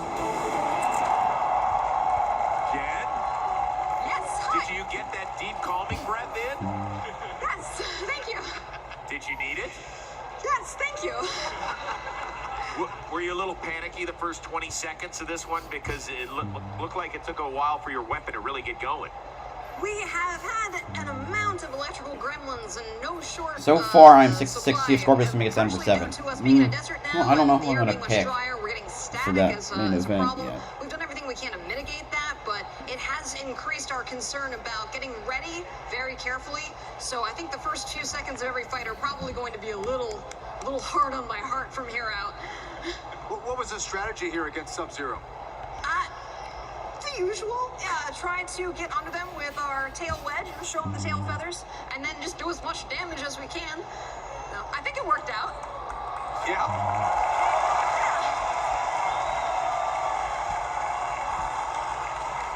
Thanks, Jen. Thank you. All right. I'm probably going to do that's a lot of time. We still have a little less than half an hour. We still only have one fight left. On the qualifiers with an impressive 2-1 record, and you have to think we'll be seeing them in the round of 32, Kenny. I'd say so. This team's only been trending upwards since they debuted in 2020, and with the win tonight to go along with their very impressive performance against Kraken, things are looking good for Hijinx. And a tough role this season for Sub-Zero, which made so many great strides in 2020. I think they're better than that. Yep. You know, I think there were a lot of gremlins in that robot that was causing a lot of problems, so that is unfortunate for that team. All right, coming up, the main event. Brawlers will square off with their seasons and reputations on the line. It's Scorpios. It's Yeti. The main event is next. All right, main event. Scorpios. That overhead hammer saw. Can't talk. Currently 1 and 1. It's done a great job in all of its seasons, but surprisingly, I don't think it's ever, if I remember correctly, has never made it out of the round of 32, if you can believe that. And remember, in seasons, okay, we will be eating, TCC guy will be eating Subway due to Sub-Zero going 0 and 3. I'm going to check this to make sure I'm not wrong. I believe Scorpios has never made it out of the round of 32. No. Because the first time I made the tournament was last year, which might be shocking considering its reputation. I'm just gonna check this real quick. All right.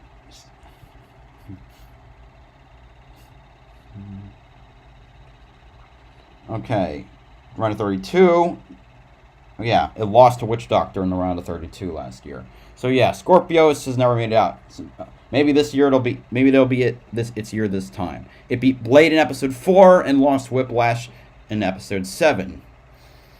Yeti also 1-1. It lost its first fight of the year to Mad Catter in episode 2, and then it won against Pain Train in episode 6.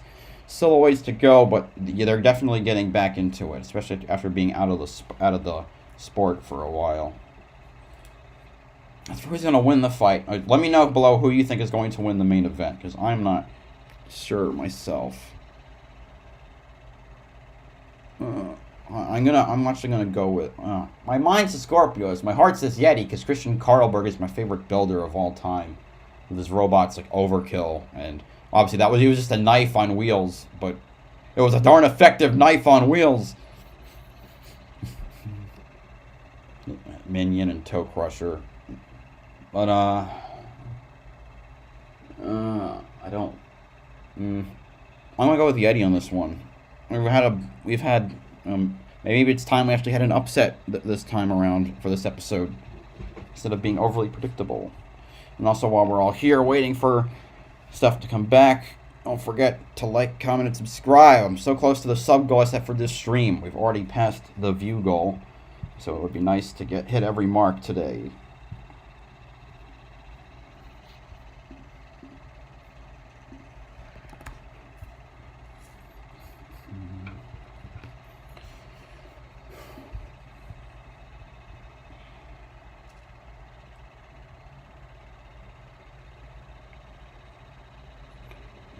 Bank of America commercial. Come on, get back.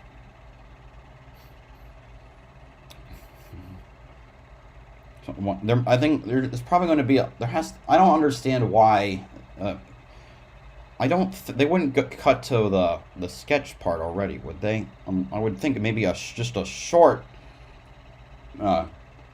Maybe something that requires them to go to commercial if something happened, or maybe it's all just a long fight. Actually, if that's the case, I'm going to judge based on what I see next. Before I might reconsider my decision for who I think is going to win. Just based on who I know can do better, typically does better with long-term fights.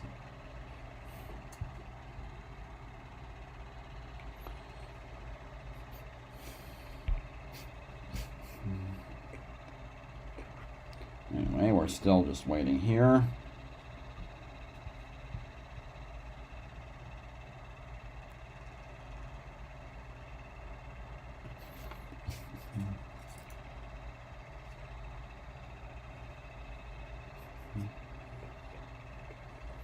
Come on, hurry up already.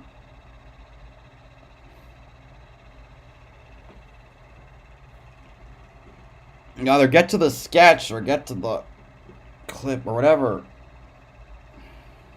It's a commercial for Discovery Plus Original, so I'm assuming that the next thing would be the back to the show.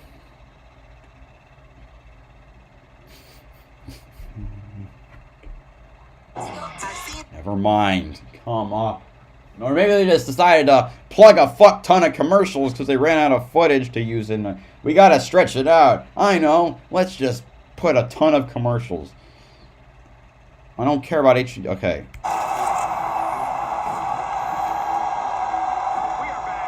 Wow. Okay, then I stay Yeti then, because they didn't do a short sketch. And normally they wouldn't just skip like that. The main event never happens with 20 to go. It's usually around 10 to go. Enjoy watching the playoffs on TV. Now, as far as Yeti, they're still trying to find their groove after a something had to happen that resulted in a redo or something that requires a commercial break. I would say Greg Gibson and Christian Karlberg are trending in the right direction. We're used to seeing Greg go into matchups guns blazing, but he brought a much more composed mindset into his last fight and came away with the victory. He'll need to harness that technical approach here against a very calculated Scorpios. Team Scorpios coming off a split decision loss to Whiplash, and you have to think Zach Lytle feels a little backed into a corner in this one. Yeah, he understands the gravity of this matchup, came into this season with high expectations after a very successful 2020, and told us, you guys called me a legend last year, and I need to live up to that. What do you give the edge to in this one, Kenny? Geez, you know, with Yeti, he's pretty new coming in here. It's a completely different bot. Scorpios had some issues in its last fight. They said they're going to go back to basics to what they brought in their win over Blade. So, I don't know. We've seen kind of a lot from both of these bots. Translation, Rose, don't put me on the spot. Let's just watch the fight. Watch the fight. Let's go for it. Farouk!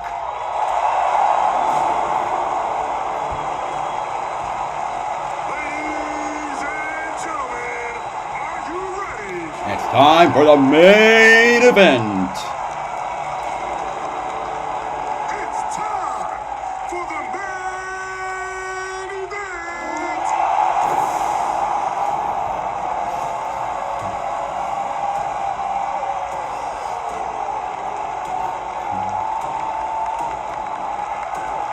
In the red square, this big wheel keeps on turning, like Tina Turner once said. And when that big arm lowers, the wheel goes right through your head. Protect your armor because this giant saw will ruin it. And you'll be all cut up screaming, what's blood got to do with it? Give it up for Scorpios. See what it looks like. Zach Lytle and his wife Diana Tarleson clearly hyped up for this one. They're bringing out a Scorpius we know and love here tonight, Kenny. Yeah, they It's about the same. forks that hindered their driving in their loss to Whiplash and are going back to that trademark scoop configuration that's been so successful in the past. Zach wants to use it to break Yeti's drum and attack with their new powerful hammer saw.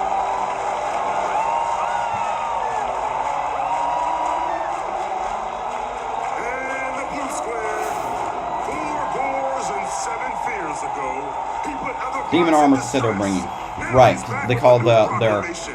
Call it the the curves on Gettysburg the Address. edges the He devil's makes other horns, I bots think. weep like they were Abe's wife, Mary Todd, when he fires up his engine and emancipates their souls from their bond.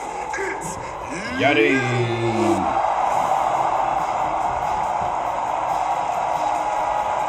Team Yeti locked and loaded for the biggest fight of their season. And Greg Gibson said he's never had this much control over Yeti, and it's all thanks to Come on, Christian Yeti. Do it. Karlberg on the Do right it. there. Yeah, one of Christian's biggest contributions to the bot this year was installing a variable weapon motor into Yeti's drum. It allows Christian to throttle down the speed of the weapon when Greg needs more control, and dial it up to 11 when it's time for that patented Yeti knockout punch.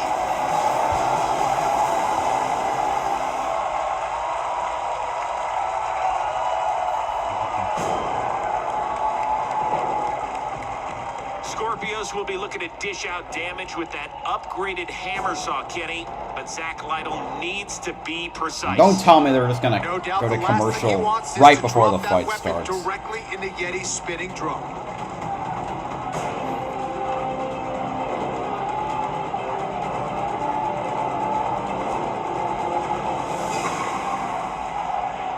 Robots activate.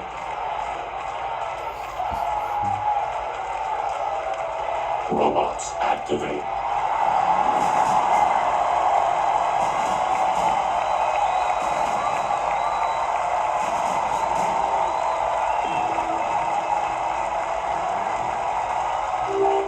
All right, here we go. The main event. 15 minutes left of the episode. So something has to happen.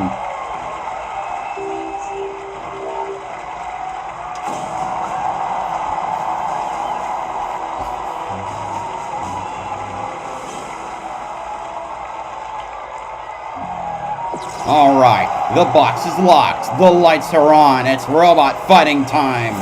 Time for the main event to start.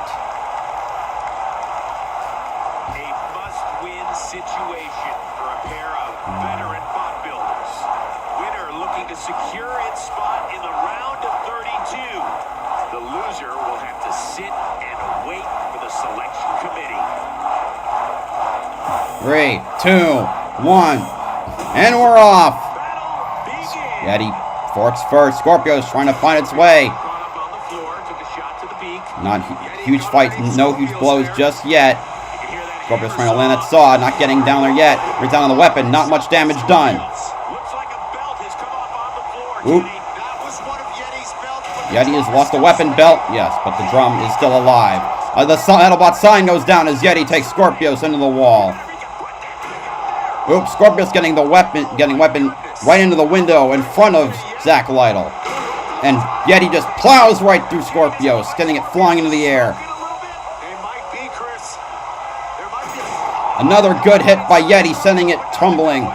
Scorpios, goes tumbling. A hit onto the drum of Yeti by Scorpios. Another weapon on weapon, that's contact. Indeed, spinning hard. Scorpios trying to land a blow. And I didn't even see that. Did Yeti lose a wheel? Almost. Yeti sent Scorpios still flying. Smoke coming out of Scorpios a bit. More smoke definitely coming out. Something's burning up inside the Scorpion. Weapon still spinning just a bit though, but definitely slower than it was before. No, now it's back up to full speed. Halfway through the fight. It's a fight of calculated aggression. Yeti's trying to track down its prey. Scorpion just running away. Yeti takes Scorpios into the corner. Pulverized. Scorpios coming back, trying to see if he hit. But Yeti gets under it once again. Another good hit by Yeti to send Scorpios tumbling. And it gets right back up. Another hit. And the weapon arm of Scorpios getting stuck in the screws.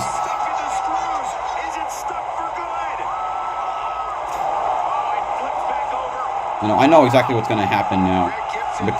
But the drum of Yeti is now down. Scorpios' weapon getting back up to speed. Could this be a comeback in the works? Yeti continuing to push Scorpios around though, because its forks are getting under it.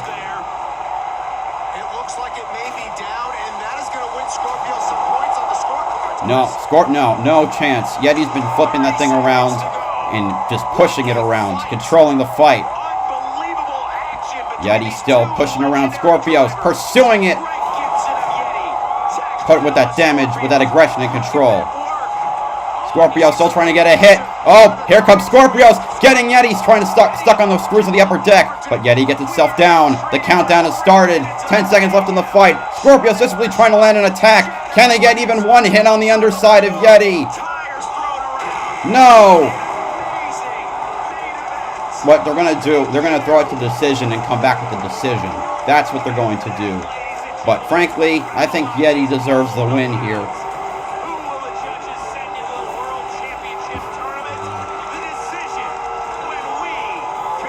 Why? I'd rather not. Whatever, sure. Commercial and then the decision. But I think it's pretty obvious. Yeah, close fight. But I think Yeti wins this. Both robots exchanged hits, but Yeti was able to get under Scorpios and push it around a lot more. So I think this one will go to Yeti. Only at the Hyundai Getaway Sales Event. With new cars arriving daily, now's the time to get in and get away. Get 0% APR financing plus 0 payments for 90 days on select vehicles. Now, during the Hyundai Getaway Sales Event.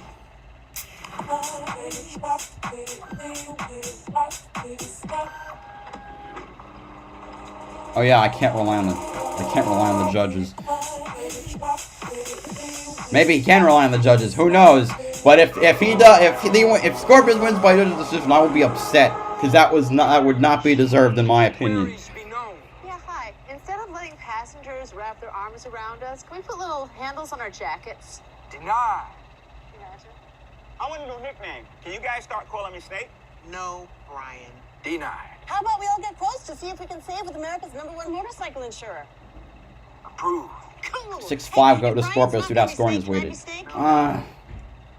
I don't know, man. Scorpios did not get as many hits as Yeti did. Obviously, Yeti lost its weapon, but it had far more control and aggression. I think it would still go its way. Also, wait, I thought... Wait, do I have the scoring wrong? Am I... No, why did I think it was 7... I thought it was... For some reason, it was 755, but no, it's 533. With skin-safe technology to help reduce nicks and tugs. Clean, baby. Get yours at Manscaped. Anything damage counts the most and losing the drum is pretty big. Chime is here to help. Just use the card with on-time payments. You'll be happy where it can take you. Get started at chime.com. With Lemonade Health, I can order my erectile dysfunction medication from... Oh, I don't want to hear about... Okay, it's 5-3. I don't want to hear about that type of medicine. I'm hopefully several decades away from needing that. Especially because I'm single. I don't need it just yet. I could cry, but hey. No, it's still. I just checked the scoring rules. I think it's still 5-3-3. I'll recheck though. Okay. Battlebots 2021.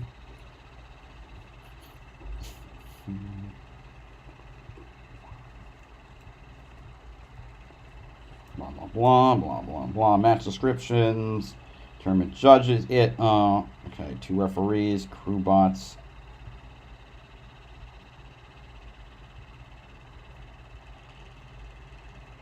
It's 5-3-3. It's, yeah, just like it has been for the... Oh, we're back. They're just showing...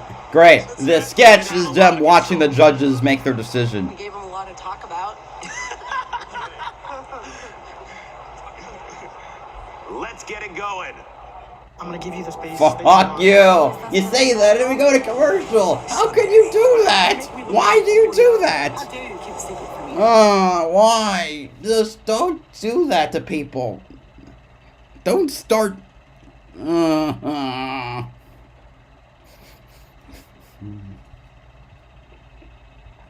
crap, I lost a sub.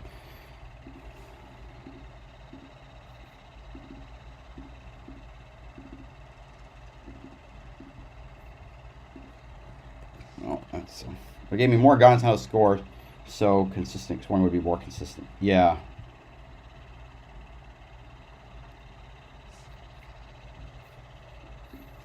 For the perfect mistake.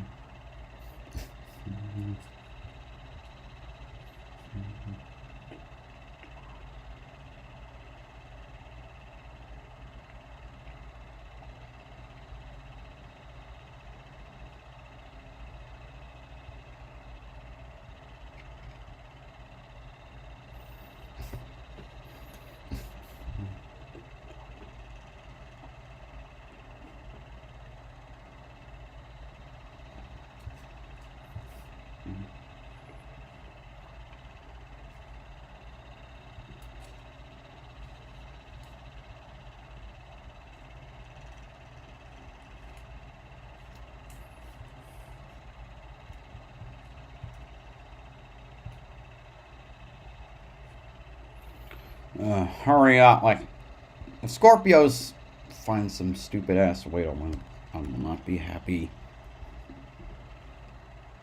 Like, none of my favorite robots always get screwed over at judges' decisions, so I'd like for something to go my way.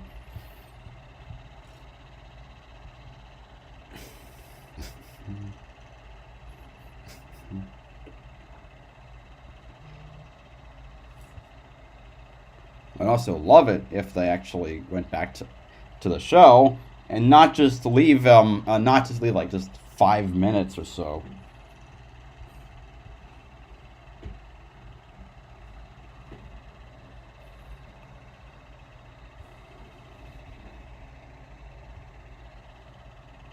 All right, we're back for like 5 minutes. Welcome back to Battlebots, where Scorpios and Yeti just treated the fans to 3 minutes of holy cow.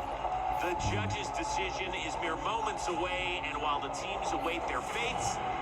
Let's take a look at the replay. Can he break this high-stakes brawl down for us? Man, both teams came to play tonight. Check out this beautiful strike by Scorpios, severing Yeti's weapon belt. But then Greg Gibson unleashed hell with that drum spinner. Who would you give the aggression points to? Because I really Yeti. thought both of them did a great job.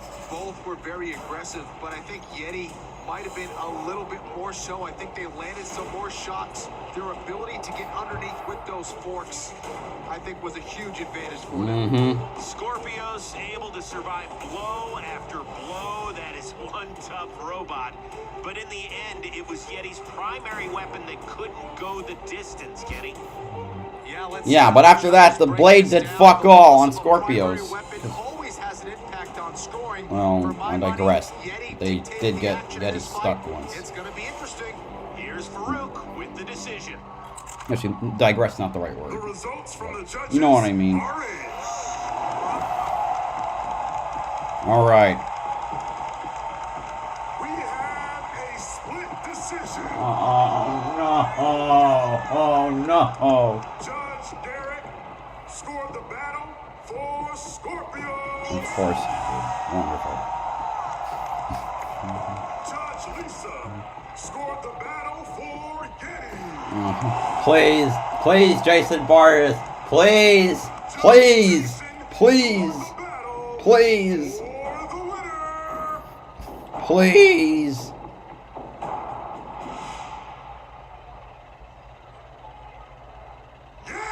Yes! Yes! Oh, yes! Oh, yes! Finally! Something goes my way with a judge's decision. I can't understand that, Hans Ballarta. But, yeah, sorry, Wolvie Zandalari. It went to Yeti. Oh. You never want to hear that, ever.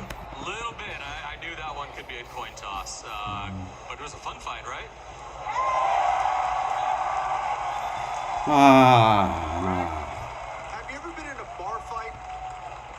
No comment. Me either. Me either. Okay. That's what that was like. It was like a bar fight. That's what Greg Gibson was good at. Drive a more technical, have a more technical fight. To me, that seemed like a wild brawl. Well, I can make all the plans I want, but then Zach comes in and drives like hell, and there's only so much I can do. So we just kind of matched and did it. Greg, you guys missed last season. It took you a fight to kind of get your sea legs under you. Now we've seen supreme driving in action in the last two. Can Yeti be a giant nut contender? I'd like to think so. 2-1 Yeti, 1-2 Scorpios. First time in a while I think had a losing record. Christian, you've been around this sport an awfully long time. I'm going to let you answer the question. Is this a giant nut contender? Look, I'm having a great time. This is the most exciting fight I've been part of in a long time. It's fantastic. Hasn't Great won job, in a Scorpios. while. Great job, Yeti.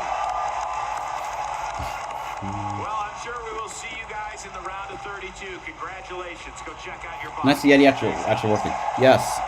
Yes, it is. All right. That's going to do it for the stream because obviously after credits after that, there's nothing but the credits. So thank you all for coming out. Remember to like, comment, and subscribe. I'll be here next week for episode 10, but like I said, not here for episode 11. This is BowserJrXD signing off.